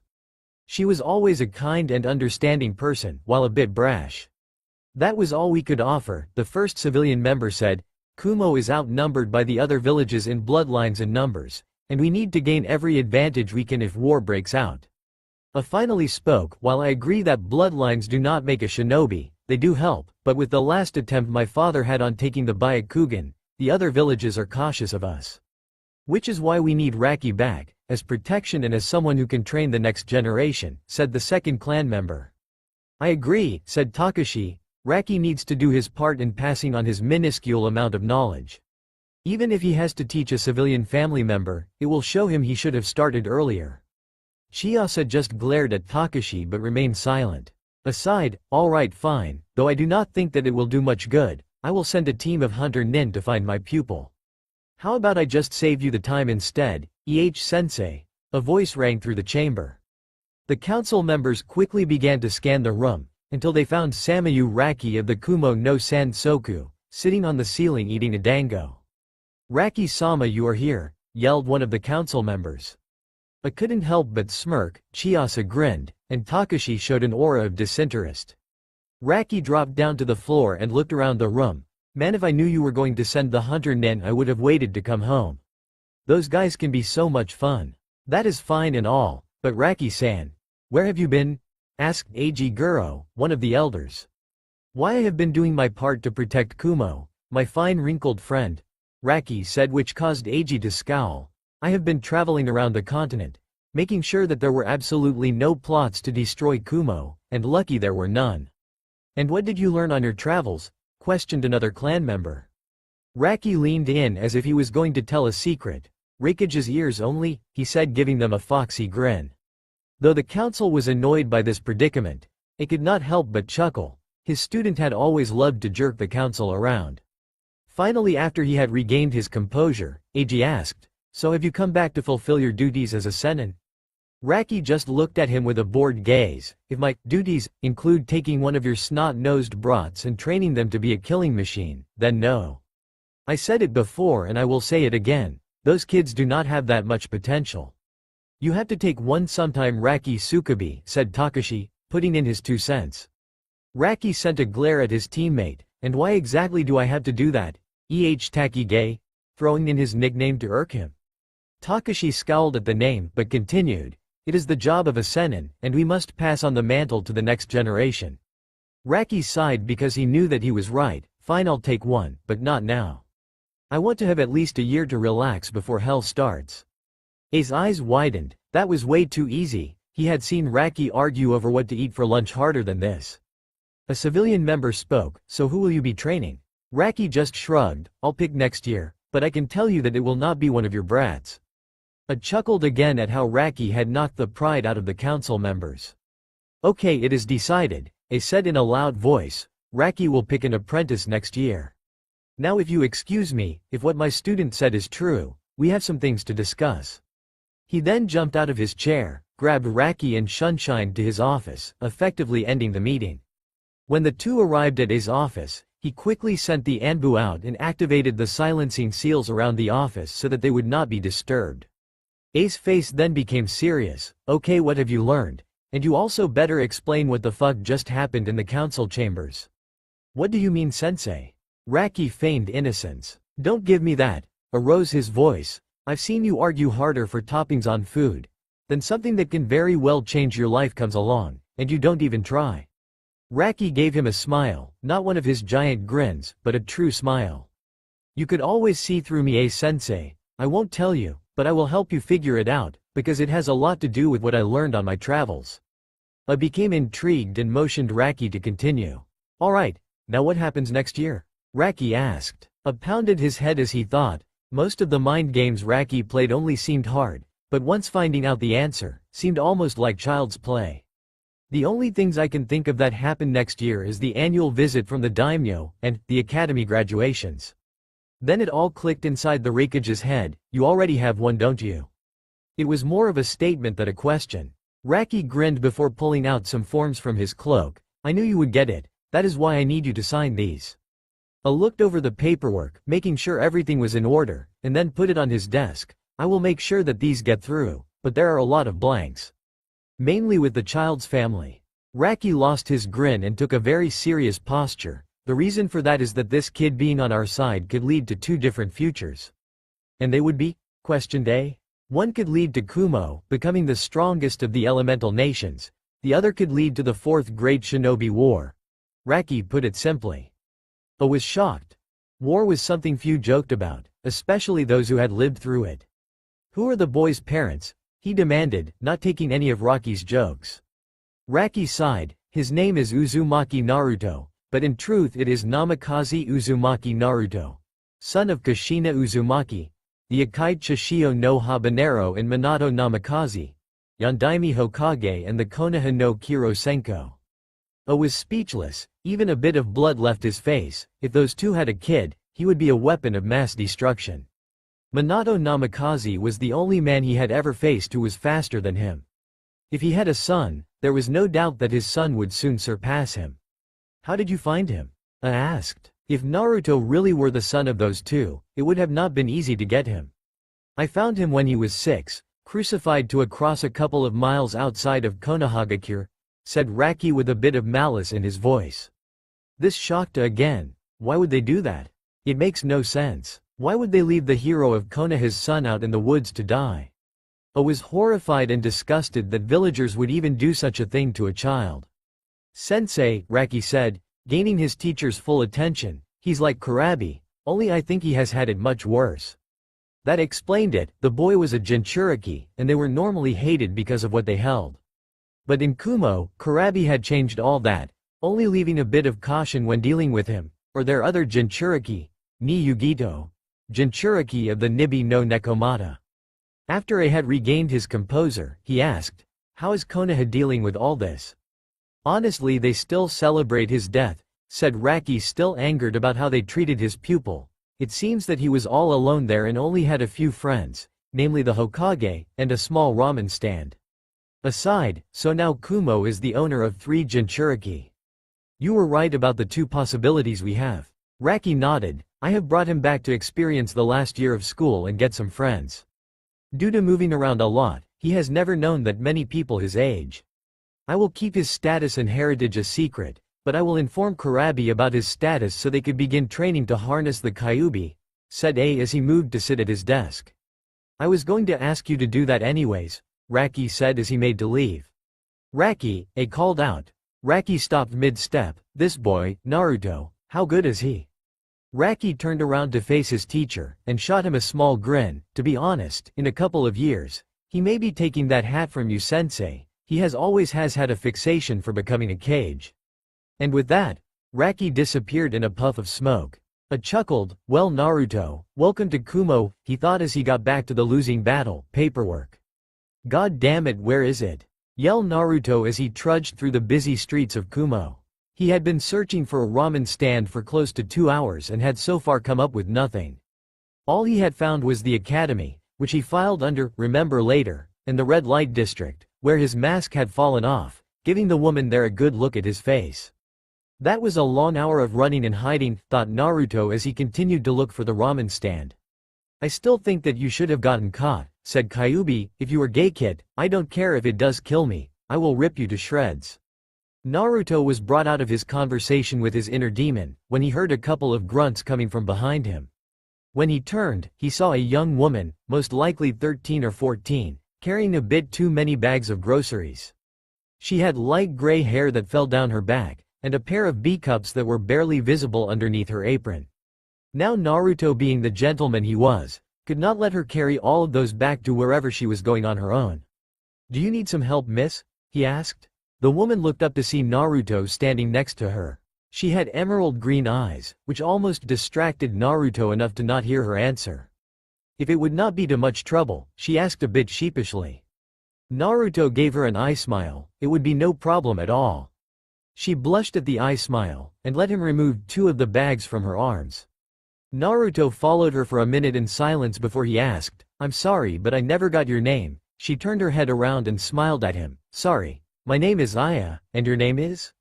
"Uzumaki Naruto," he said as he continued to follow the teen through the alleyways. "So Naruto-kun, you new to town?" she asked, trying to find out a bit more on the boy. Naruto gave a nervous laugh. "Is it that easy to tell?" Aya giggled. "Yep, especially when you don't know who I am. Almost everyone in Kumo know about my father's stand and me." Naruto raised his eyebrow to ask what type of stand it was, but was cut off when Aya said that they were there.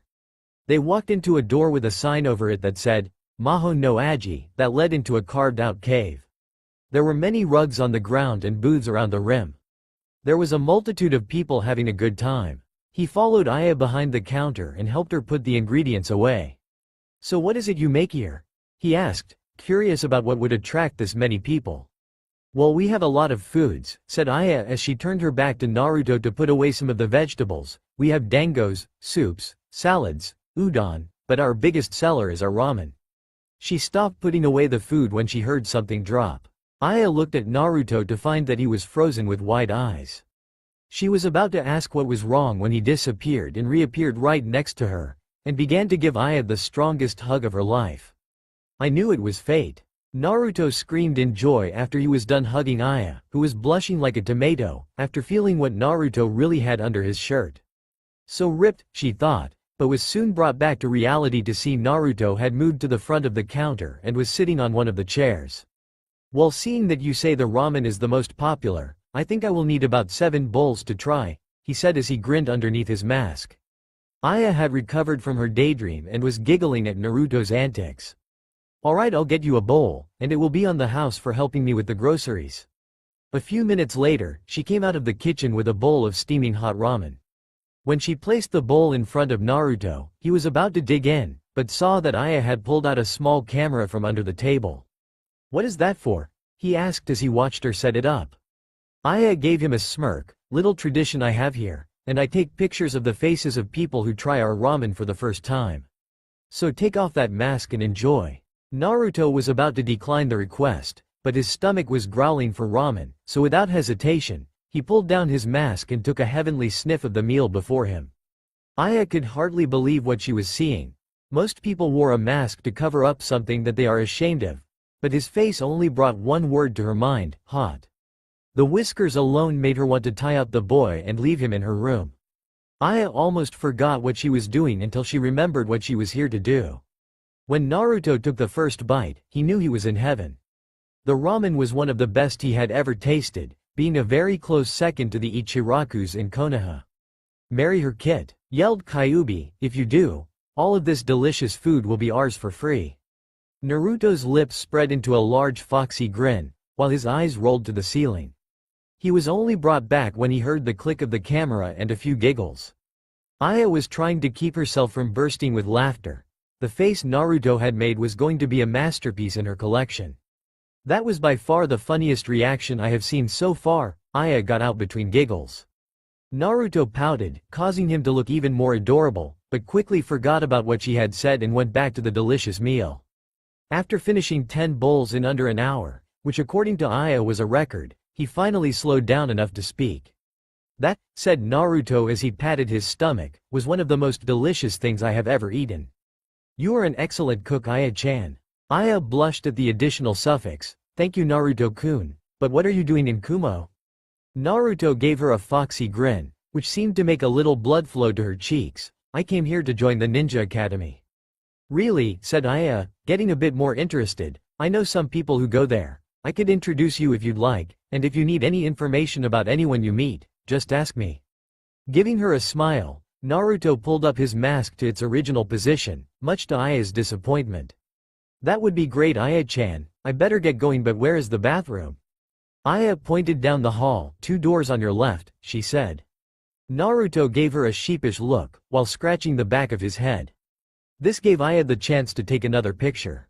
"Ops, sorry, fingers slipped," she pretended to act embarrassed. Naruto just waved it off and walked to find the bathroom. When he was gone, Aya took out the photograph and looked at it. "Yep, this is defiantly going in my private collection," she said with a giggle. Just then the door to the restaurant opened, making Aya scramble to hide the photo. In the entrance were Omoi and Samui. "Ohio Omoi-san, Samui-chan, what can I get you?" Aya asked, as the two got closer to the counter. Omoi had dark skin with short white spiky hair and had a sucker sticking out of his mouth. He wore a gray overlong shirt with red bandage and shin guards, along with black shinobi-style pants. Samui had fair skin, blonde hair that reached down to her shoulders. Her chest easily matched Aya's, being close to B-cups, and wore a standard Kumo kunoichi uniform, except with a mesh undershirt and a low-cut skirt. "I am fine, Aya-san. We just came to relax a bit while Yugito is off doing one of her revenge pranks," said Samui, who had moved her hands to her shoulders and began to rub them. "Damn these back pains," she muttered.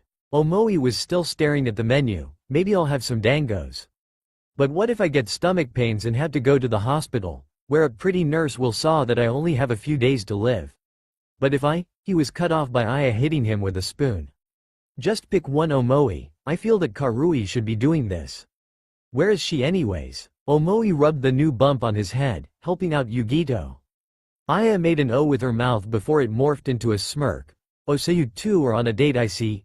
Ah, young love, I am so glad I don't have to deal with the dating scene." "Nope, all I need is my soulmate and I have found him." Both Omoi and Samui rolled their eyes at her tease.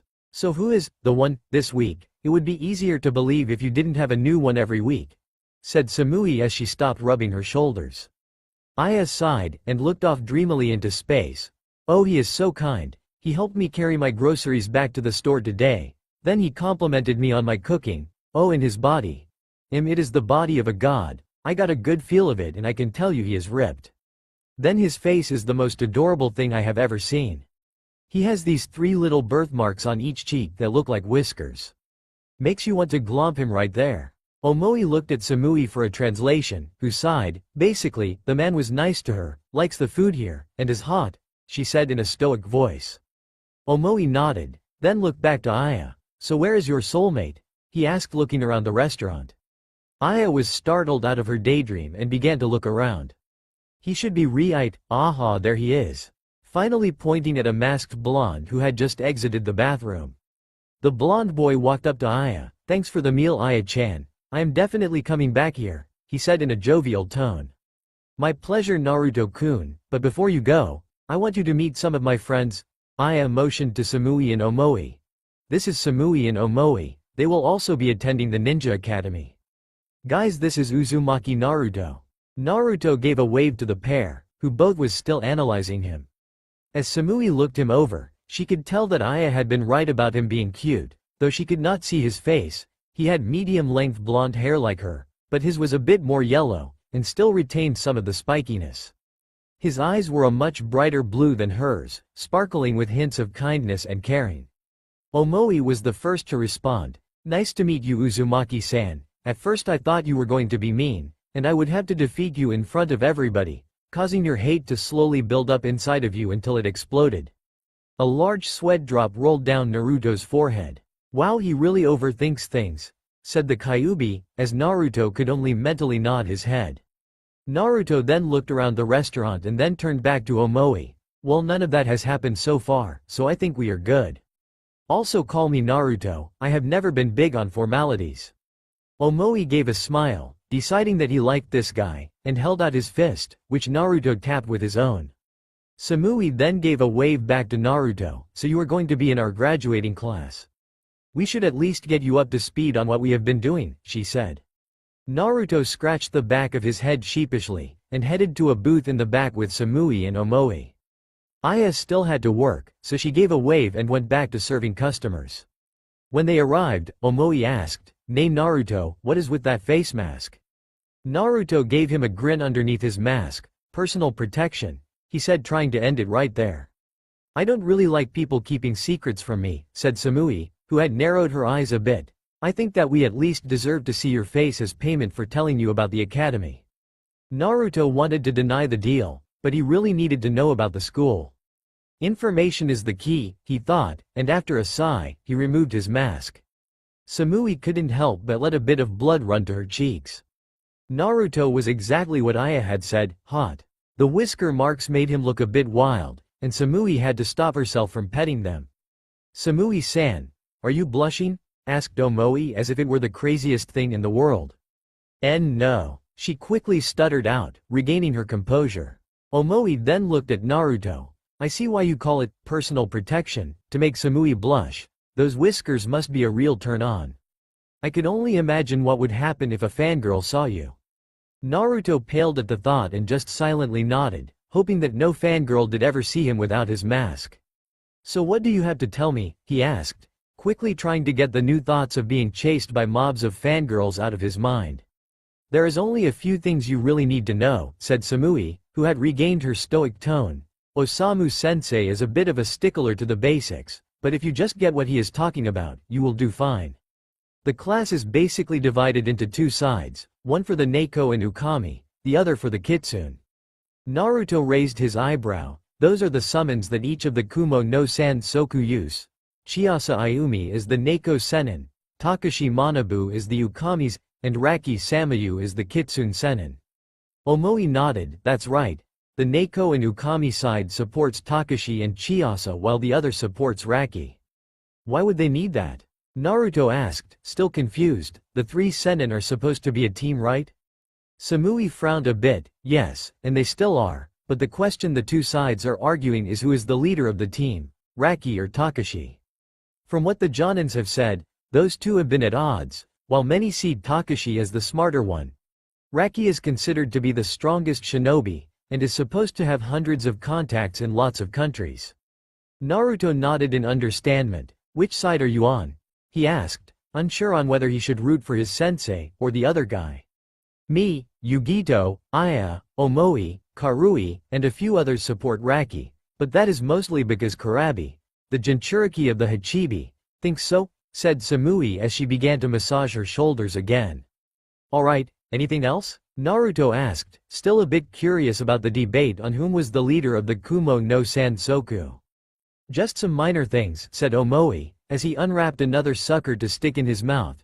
Yugito, apprentice of Karabi, is also a Jinchuriki, so don't mess with her, we won't mess with you. He sent a glare at Naruto who just nodded.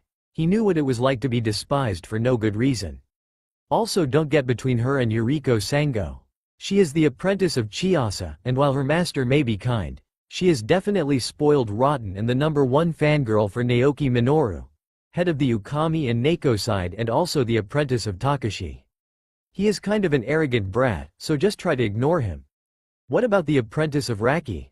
Naruto asked, feigning ignorance. There isn't one, Samui put it curtly as she finished her self-massage. When they tried to push one on him a couple of years ago, he ran for it, but I guess a lot of people would if they had the choices he did. Naruto sighed again and looked at the clock. Well, I better be getting to the inn, thanks for the help, see you tomorrow, I guess. He stood up and reattached his mask. Omoi gave him a fist bump, and Samui was about to stand up as well, when her foot caught onto the leg of the table and began to fall. On instinct, Naruto went to catch her, grabbing her just before she hit the ground. They stayed like that for a few moments before they both realized the position that they were in, and quickly separated. Thanks, Samui said quietly, a light blush apparent on her face. And no problem, Naruto responded, thanking Kami that his mask was on, otherwise she would have seen his blush. Well, I better go, later Omoi, see ya Samui-chan. And with that Naruto left the restaurant. As soon as he was gone, Aya came up with a smirk on her face. What was that, Samui? You trying to feel up my future boyfriend him? Samui quickly regained her composure and gave a blank stare to Aya. You have to start dating him before he can be your boyfriend. Aya's grin grew a bit larger, and the fall? Samui stiffened a bit. I was just confirming if everything you said about him was true. Aya's grin looked like it was going to split her face. And, she said in a sing-song voice. Samui looked at her feet, trying to hide the small blush forming on her face. You were right, she said, leaving a shocked Omoi, and Aya rolling on the floor laughing. Naruto walked down the street to the inn he was staying at. Due to his morning of searching for ramen, he had ended up going around most of the city and knew a general map of the area. It was night when he had finally left the restaurant. He was still wondering about the argument going on, and about the other two Jinchuriki. Hey Kyuubi, how is the Hachibi? He thought to his mindscape. Well, when I knew him, he was wild and crazy on the outside, while in private he could act calm and relaxed, easily carrying on a conversation, said Kyuubi as prepared to sleep. And what about the other one? Any idea about who the other Jinchuriki holds? Naruto asked again. Your guess is as good as mine, kid, but if I had to. The only Biju that I know of that disappeared close to here was the Nibi, and trust me kid, she is a true UAL demon. Imagine all of the comments I make about women, the multiply it by 1,000. That is what it is like to be her container, Kyuubi said. His tone then began a bit more frightful, and if you are unlucky enough to be chosen to be her mate, then there is few things that can stop her. Believe me, I know, Kyuubi shivered at the memory. Naruto waited for anything else, but when he heard nothing, he sighed. Well, I guess we will just have to see it ourselves. The sun peeked through the shades of Naruto's room, the rays settling on his face. Naruto tried to keep his eyes closed, but it was all for naught, as he reluctantly left his peaceful slumber. He pushed himself up and surveyed his surroundings. He was in a small apartment, complete with a bedroom, kitchen, living room, and bath. The coloring was modest and even, and the tables and chairs did not have a speck of dust on them. Naruto moved his focus to a small nightstand. 6:30, Naruto thought as he groggily rose from bed, 2 whole hours until the academy starts. Seeing that he was not going back to sleep anytime soon, Naruto rose from his bed, and stumbled into the bathroom. He had just set the shower to the perfect temperature, and was about to step in, when he heard the heavy snores coming from inside his head.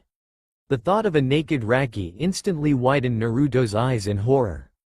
My eyes. Oh dear Kami, my eyes are burning. He screamed, covering his face with his hands. Kyuubi laughed at his container's reaction. Just remember, you deserved that one. When Naruto had recovered, he proceeded to wonder about his first day at the academy. From the people he had met so far, Samui and Omoi seemed to be trustworthy people and good shinobi in training. However, their opinions on his other classmates were interesting to say the least, especially the two apprentices and Jinchuriki. Raki had never said that much about his teammates. Whenever the question was brought up, he would ignore it, bring up a new subject, or, if he had any, throw some sharp kunai at Naruto. Naruto had learned very quickly that this was a sore subject for him. The only thing he had been able to learn about them was that Takashi was a golden asshole, and that Chiasa was a beautiful brute, but other than that, Raki was silent about them. Naruto respected his choice to not want to talk about them, just like Raki respected Naruto's wish to not talk about his life in Konoha.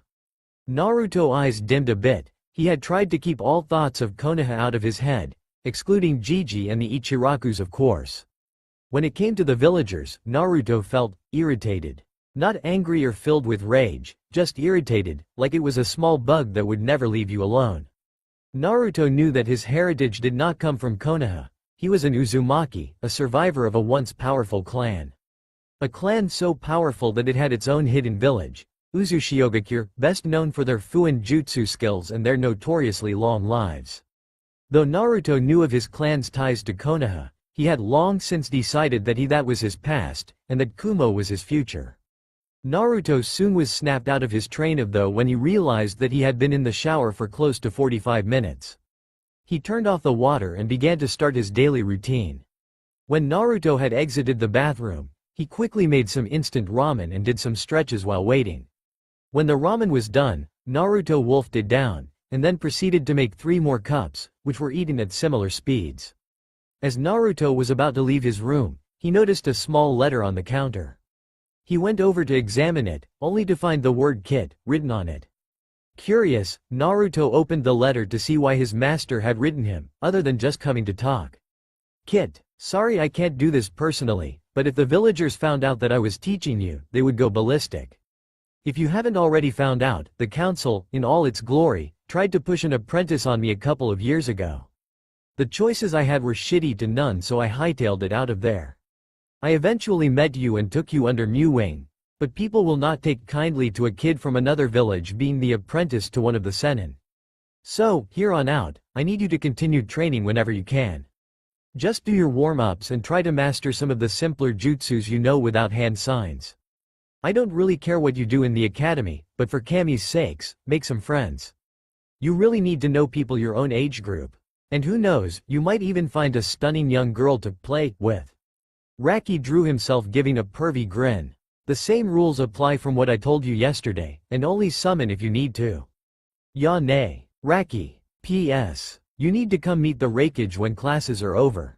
P.P.S. Don't prank your teacher too badly, we need them, sort of. P.P.P.S. The store to the right of the inn you are staying at serves the best tea in the mornings." Naruto sighed and burned the note with a simple Kaiden jutsu. "I have a feeling this is going to be a boring year," he thought to himself as he locked the door to his room and walked off to find the store Raki had told him about. Yugito gave a loud yawn. "So tired," she whined as she moved to lay on a row of desks. Samui sighed. "I bet you are, after you spent all night trying to break into Naoki's house for one of your revenge pranks. Why did you even try when you know that his clan's compound is one of the most secure in the village?" Yugito, Samui, Omoi and Karui were sitting around a row of desks in the upper right corner of the class near the window. Omoi and Samui wore the same clothes they did the day before. Yugito had fair skin, long, braided blonde hair, like Samui's, and a pair of cat-like, black eyes. She had small cups that were concealed under a short-sleeved purple and black blouse. She had on black ninja pants with cloud outlines on the bottom and purple fingerless gloves. Her arms were covered with ninja tape and also a red belt around her waist.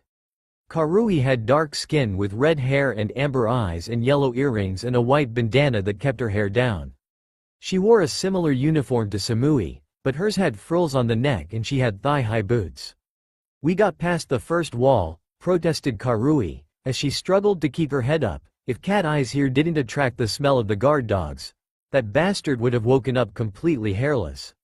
Yugito shot Karui a quick glare before turning back to Samui. Though it's not like you would ever see the shit he does, she said in an irritated tone. That jerk wouldn't harm a fly if Samui was there to watch him. Samui had been the apple of Naoki's affection since the second year of the academy. She was one of the most level-headed girls in the class, and also not one of his many fangirls. It seemed that Naoki liked a challenge. Yugito was actually a bit jealous of Samui in that aspect. Sure, Samui had always turned down any date thrown at her, but at least she was getting asked. No one wanted to even come close to Yugito because of her Jinchuriki status, and those who did only wanted to be the first to claim the demon bitch. Ah, cheer up kitten, said Nibby, the two-tailed beast. There must be a man out there who will look past what you are. And if not, having mind-blowing with anyone you want is not a sad lifestyle. I remember when I got with these four. Nibby, interrupted Yugito, as she tried to make the blush on her face recede. She looked at her friends and noticed that Samui seemed to be searching for someone. Who are you looking for? Yugito asked. Samui stiffened. No one, she curtly responded. She is probably looking for Naruto. Omoi had started to say but was cut off when Samui hit him over the head. This piqued Yugito's interests even further. Who's Naruto? Omoi rubbed the new lump on his head. He is a kid we met while you two were trying to prank Naoki. He said he was joining the academy today. Yugito and Karui looked over at Samui, who was glaring at Omoi. They both got a teasing grin on their faces. Oh, does Samui have a crush on the new kid? Yugito said with a grin. I think so, and I thought she just shot everyone else down because she played for the other team, added Karui with a giggle. Samui looked away and pointed her nose high with a snort, but a light blush was present. I do not have a crush on Naruto-san. Omoi, who had popped another sucker into his mouth, had a puzzled expression on his face. Then why did you blush when you saw Naruto without his mask? This time Omoi had to dodge a couple of kunai that skimmed the top of his hair. Yugito and Karui wore gobsmacked expressions. Are you serious? Yugito finally asked. Are we talking about the same person here or am I losing my hearing? Cause I think you just said Samui blushed at a boy. Omoi nodded. I was as surprised as you. This got Yugito thinking. Hey Nibby, why don't we get that mask off of the Naruto kid so we can see what your stoic friend saw?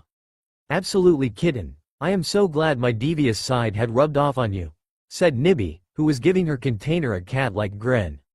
Just as Yugito started to plan mission, unmask Samui's crush, Osamu-sensei walked in to begin the lesson. About an hour into the lecture, Yugito had almost fallen asleep when the class heard a knock at the door. Osamu paused, and walked to open the door. Standing there was Naruto wearing his mask, rubbing the back of his sheepishly, while holding a cup of tea. I'm late, right? He asked. Osamu was perplexed. Yes, you must be the new student starting today. What were you doing that made you an entire hour late? Naruto just raised up the cup of tea. It's really good, I had to get a couple of cups. A few of the class giggled and Osamu gave an annoyed sigh. Alright. Well, let's hope that this does not become a daily occurrence. Go and introduce yourself to the class. Naruto nodded, then walked up to the center of the room. Hey, I'm Uzumaki Naruto. I like ramen, training, and this tea. He took a sip. How is this so good? He asked himself. Lots of the students got a large teardrop on their foreheads. Is he really that stupid? Most of the class asked themselves. Only Samui and Omoi knew that he was masking his true strength, while Yugito made a note to find out where he got the tea. Very well Naruto, go sit next to Omoi. Naruto nodded and moved up the stairs and took his place by Omoi, who he greeted with a fist bump. Yugito was currently observing the new student. He looks good from here kitten, said Nibby. Nice bright, shining eyes. Samui likes him so you know he is strong. Osamu-sensei had taken a seat at his desk, only to stand up later with the seat glued to his rear, making the class to laugh, and a prankster to boot. Oh, I just know you are made for each other kitten. Why don't you ditch class so you can take him to your room to ride his, Nibby? Screamed Yugito at her demon, using all of her willpower to keep a blush down. After Osamu, with the help of some students, gotten the seat off of his pants, continued his lecture from where it had been interrupted, which both Naruto and Yugito slept through. The bell finally rang, signifying the break. As the class entered the school grounds, which was covered with dirt except for some trees near the corners of the buildings, Naruto went off to find Samui and Omoi. He finally found them along with a redhead and another blonde, relaxing around an enclave of rocks. He walked up and smiled under his mask, as he waved to Samui. Yugito was sitting on top of one of the rocks and Samui, Karui and Omoi were leaning against some of the smaller rocks. "Hello Naruto-san." Samui was the first to acknowledge his presence. He gave her an eye smile. "Hello Sammy-chan, how have you been?" Yugito snickered at Samui's nickname while Samui was slightly glaring at Naruto. "When did I give you permission to call me that?" She less asked more demanded. Naruto just kept smiling at her. 1. You gave me the nickname, Naruto-san, when I asked you to call me Naruto, so I am just giving you a nickname in return. 2. Sammy-chan is just so easy to say, and 3. The face to make is adorable when I call you it. Samui was about to throw one of the rocks at him when she heard the first 2 reasons, but when she heard the third, she went wide-eyed and a small blush appeared on her face. She tried to come up with a retort, but her brain had shut down for a bit, so all she did was stand there. Yugito was watching the scene play out and decided to make her presence known. "Now that is impressive," she said as she hopped off the boulder. Getting Samui to blush once is an accomplishment, twice is legendary. Naruto tilted his head slightly in confusion. Both Yugito and Samui had to hold in a scream of, "Kawaii." But Nibi didn't. "Kawaii, that is adorable. Grab him kitten, before your friend notices he is gone." Yugito ignored Nibi for the moment and put out her hand. "I'm Yugito, the redhead is Karui," who nodded at Naruto, "and I am guessing you already know Omoi and Sammy-chan." She had purposely put Samui's new nickname in for her own enjoyment as the other blonde girl, now recovered, shot her a deathly glare. Naruto smiled at her and grasped her hand in a shake. "Uzumaki Naruto, but just call me Naruto." Yugito smiled. "What's with the mask?" she asked. "Got something you need to hide under there?" Naruto's eyes seemed to twinkle with mischief. "I'll tell you what I told Omoi and Samui. It's for personal protection." Yugito gave him the puppy, or in her case, kitty cat eyes. They seemed to glow with sadness, but Samui and Omoi both got to see, she said in a cute voice. Naruto was having trouble focusing on anything else but her eyes. "She looks so sad," he thought, as his hand twitched towards his mask. "Don't do it, kid," yelled Kyuubi. "I am sure this is Nibi now. If you let her get to you, soon everything you hold near and dear will be hers for the taking. I made the same mistake that you are about to make, so please for love of Kami, resist." Kyuubi's rant seemed to snap Naruto out of the trance and just shook his head. "I am sorry Yugito-san, but they used it as payment for telling me about the academy. I cannot show you." "Good kid, good. Now just keep it up," urged the Kyuubi. Yugito's eyes began to slightly water, causing Naruto's resolve to weaken. No, don't cry, yet. I cannot show you yet," he quickly said, not wanting to make the girl cry. It was one of his weaknesses. "You're fucking hopeless," sighed the Kyuubi from his cage. Yugito's expression changed instantly, from brink of tears to wildly grinning. "Great, so when is, yet?" she asked. Thinking quickly, Naruto began to do what any great man would do when caught in a position like this: tell half the truth. "Well, you see, if people knew my true identity, it could cause a lot of unwanted problems. So I need to be sure only a select few know," he said. It was not like he was lying. If Konoha did find out he was alive, and in Kumo, they would with no doubt send an army to capture or kill him. "Nice save, kit," said Kyuubi. "Really? No, I was being sarcastic." Even though Yugito was smiling on the outside, she was irked on the inside. Why didn't that work, she thought. I have used that move on Kurabi-sensei and Aoji hundreds of times, and it has worked perfectly. "I don't know what happened, kitten," added Nibi. "I have used my technique for much greater things than that." Either he has heard of it before, which I find hard to believe, or what he says is true, that this is very important. But that only makes me want to know more. After Yugito finished scheming with Nibi, she continued to act as if nothing was wrong. "Oh, you are so easy," she got in close. "Having you around is going to be fun. And also you can Samui blush, which is a bonus." Naruto slowly nodded, still a bit confused about some of what Yugito had said. What does she mean, making Sammy-chan blush, he thought. In his cage, Kyuubi banged his head against the bars, cursing Kami for giving him such an oblivious container. "Anyway," said Samui, who was still a bit pissed about the Sammy-chan comment, "what do you think of the class, Naruto?" "It's really nice, Sammy-chan. electing a smirk from Yugito and a scowl from Samui. The students seem fine if you don't mess with them. The teacher is smart but gullible, meaning lots of fun pranks in the future, and he doesn't seem to care if I come in late. He was about to continue, but a rock flew past his face, skimming the cloth of his mask. The group turned to see two figures, one boy and one girl, standing a few feet away. The boy had light-toned skin, with messy brown hair and dull brown eyes. He wore a miniature Kumo Anbu get-up, with the only exception being that all of the armor had the faintest color of red. The girl was, in Naruto's opinion, quite beautiful. She had captivating red eyes, black hair that reached down her back, and a small deceptive smile. Her outfit consisted of white shinobi-style pants, a sleeveless crimson tank top, with one tan shawls moving across her waist, and on her left arm was a fishnet glove. As soon as the two arrived, the mood instantly changed.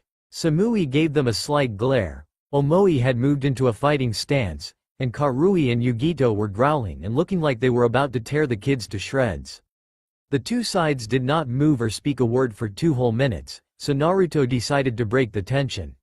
"You know, it is appropriate to know the names of the people throwing rocks at you," he said with an eyes smile. The girl gave a smirk. "Well, how thoughtful, and here I thought that you had no class for hanging out around them. My name is Sango Yuriko, apprentice of the Neko Sennin, and my handsome friend here is Minoru Naoki, apprentice of the Ukami Sennin," who just gave a bored stare at the blonde boy.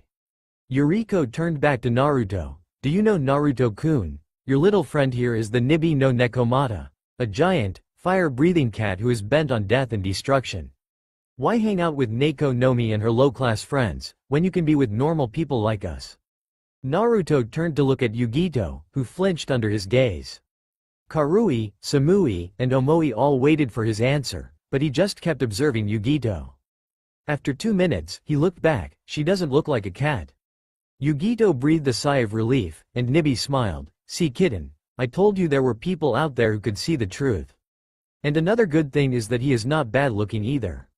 Samui, Omoi, and Karui, seeing that Naruto was not a threat to their friend, moved their gaze back to Yuriko and Naoki, who looked surprised to say the least.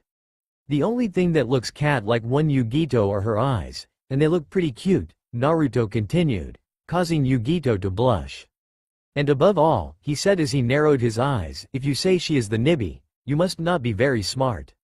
When we seal a kunai into a scroll, does the scroll become a kunai? No, it does not, meaning that Yugito is the container rather than the beast." Yuriko, who had recovered, was glaring at the blonde. "Fine, all we do is try to help you and set you on the right path. But if you want to ignore our advice, then go right ahead.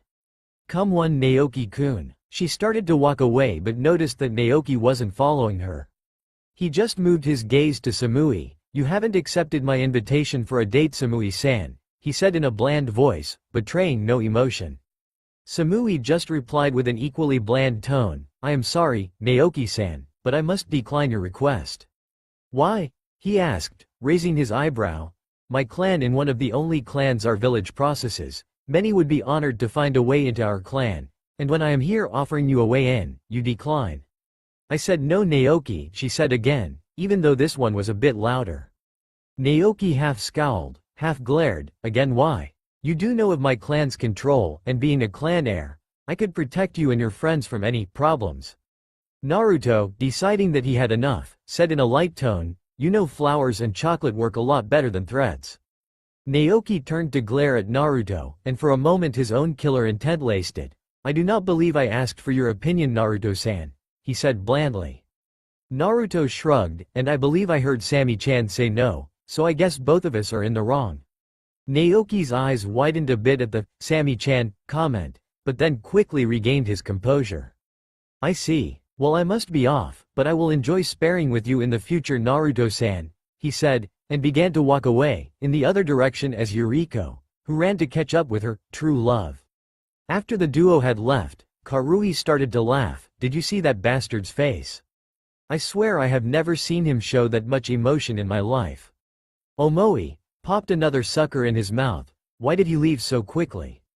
Maybe he is going because it hurts his face to change expressions so much?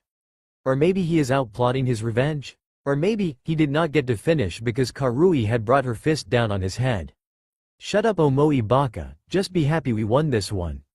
Naruto smiled at his new friends. Perhaps this won't be such a boring year, he thought to himself.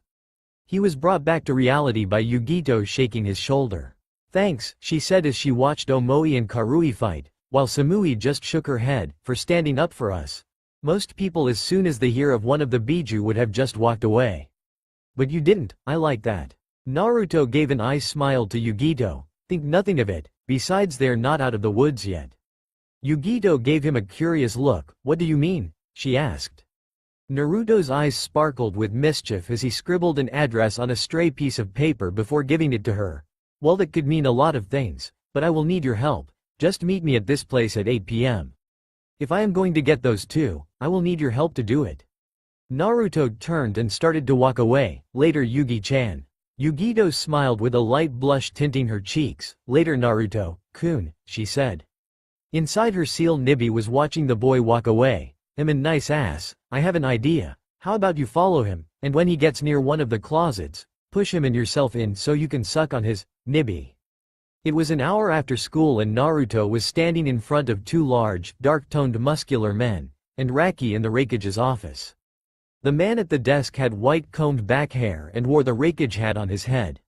He wore a golden belt and had a stern gaze. The other man also had white hair and a goatee. He had on a white forehead protector with the Kumo symbol, along with a pair of black shades.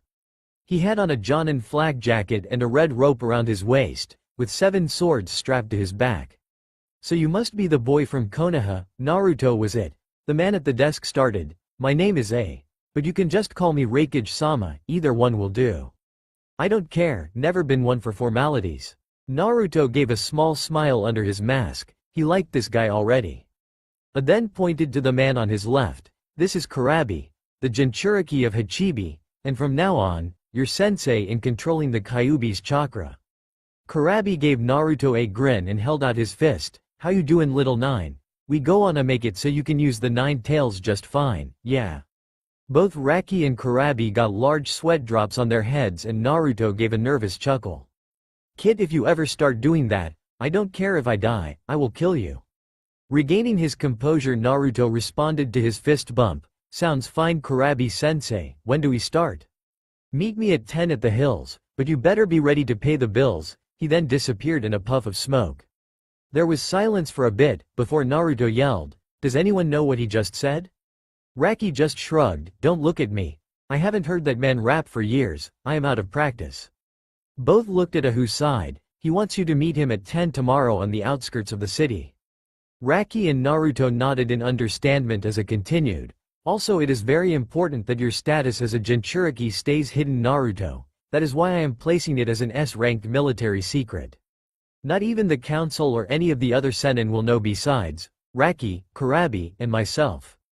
That's right Kit, and I know you are just dying to tell everyone how you are the apprentice of such a handsome, stunning, and thoughtful man such as me. But you must resist, said Raki, putting his arm around Naruto's shoulder.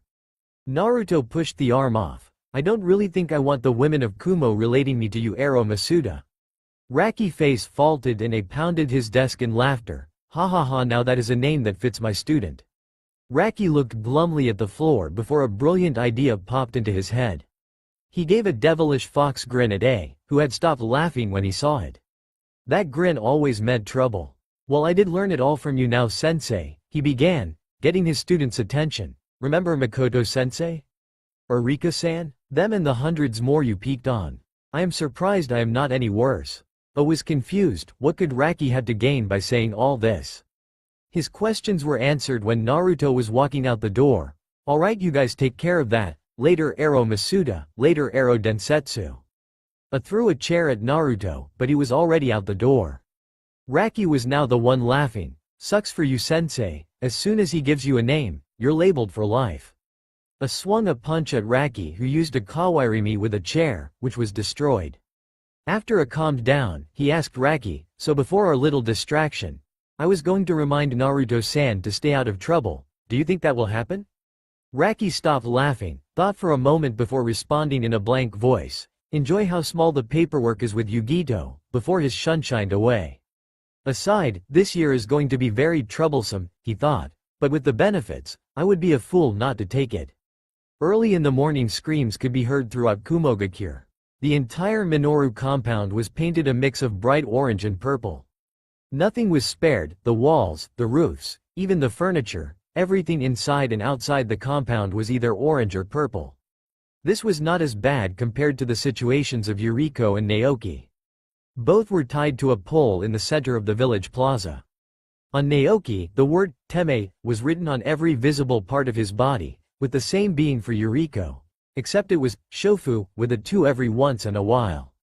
On a small cliff, overwatching the entire spectacle, were Yugito and Naruto, sitting on a small bench. Yugito had a pack of sushi and Naruto a bowl of ramen, which they were eating with large grins. I have to say, Yugito said as she popped a sushi roll into her mouth, when you first told me of your idea, I was considering taking you to the ward. Naruto shot her a masked grin. Yes, but if you hadn't come along, you wouldn't have been able to see this masterpiece, he said as he spread his arms to the mass destruction that they had caused. How did you get past the dogs? Asked Yugito. Most of the time if they even smell me they go ballistic. Naruto just reached into his pouch and pulled out a small bone that he'd tossed to Yugito. Take a sniff, he said as he got back to eating his ramen. Yugito smelled the bone before confusion spread across her face. Bacon? She asked incredulously. Naruto just waved it off as he finished his ramen. When he was done he nodded, never liked to hurt animals, so I just reward them with something so I can just get on with whatever I'm doing. Yugito nodded and made a mental note to get some of the bones for the future. So why did you need me? She asked. I'm pretty sure you could have done this on your own, so why did you want my help? Naruto stopped and looked at Yugito. 1. He held up a finger. I knew you wanted to get back at them as well. 2. More hands equal next work. And 3. I didn't really know where they lived, he finished with a smaller voice. Yugito gave a slight glare at the boy. So I was just free labor for you, is that it? She asked, intensifying her glare, making Naruto sweat a bit. No, he said in mock surrender. Those were just some of the reasons I needed you here, but I brought you along because I like your company. Yugito's glare ceased that instant and she started to lightly blush. Oh look kitten, he likes your company, why don't you him to your room to make him appreciate it even more, tempted Nibi. But Yugito did not want to ruin this moment so she cut off her connection with her Biju. Thanks, she said, with a little blush present. Naruto let out a sigh of relief, knowing that he was in the clear, before he gave a chuckle. No probable, Yugito. Naruto. The duo turned to see a fuming Raikage staring straight at them. I think this is a good time to run, said Yugito, to which Naruto quickly nodded. They then jumped down the cliff and ran with the Raikage close behind. That's all for now. If you enjoy this video, then please like, share and do comments.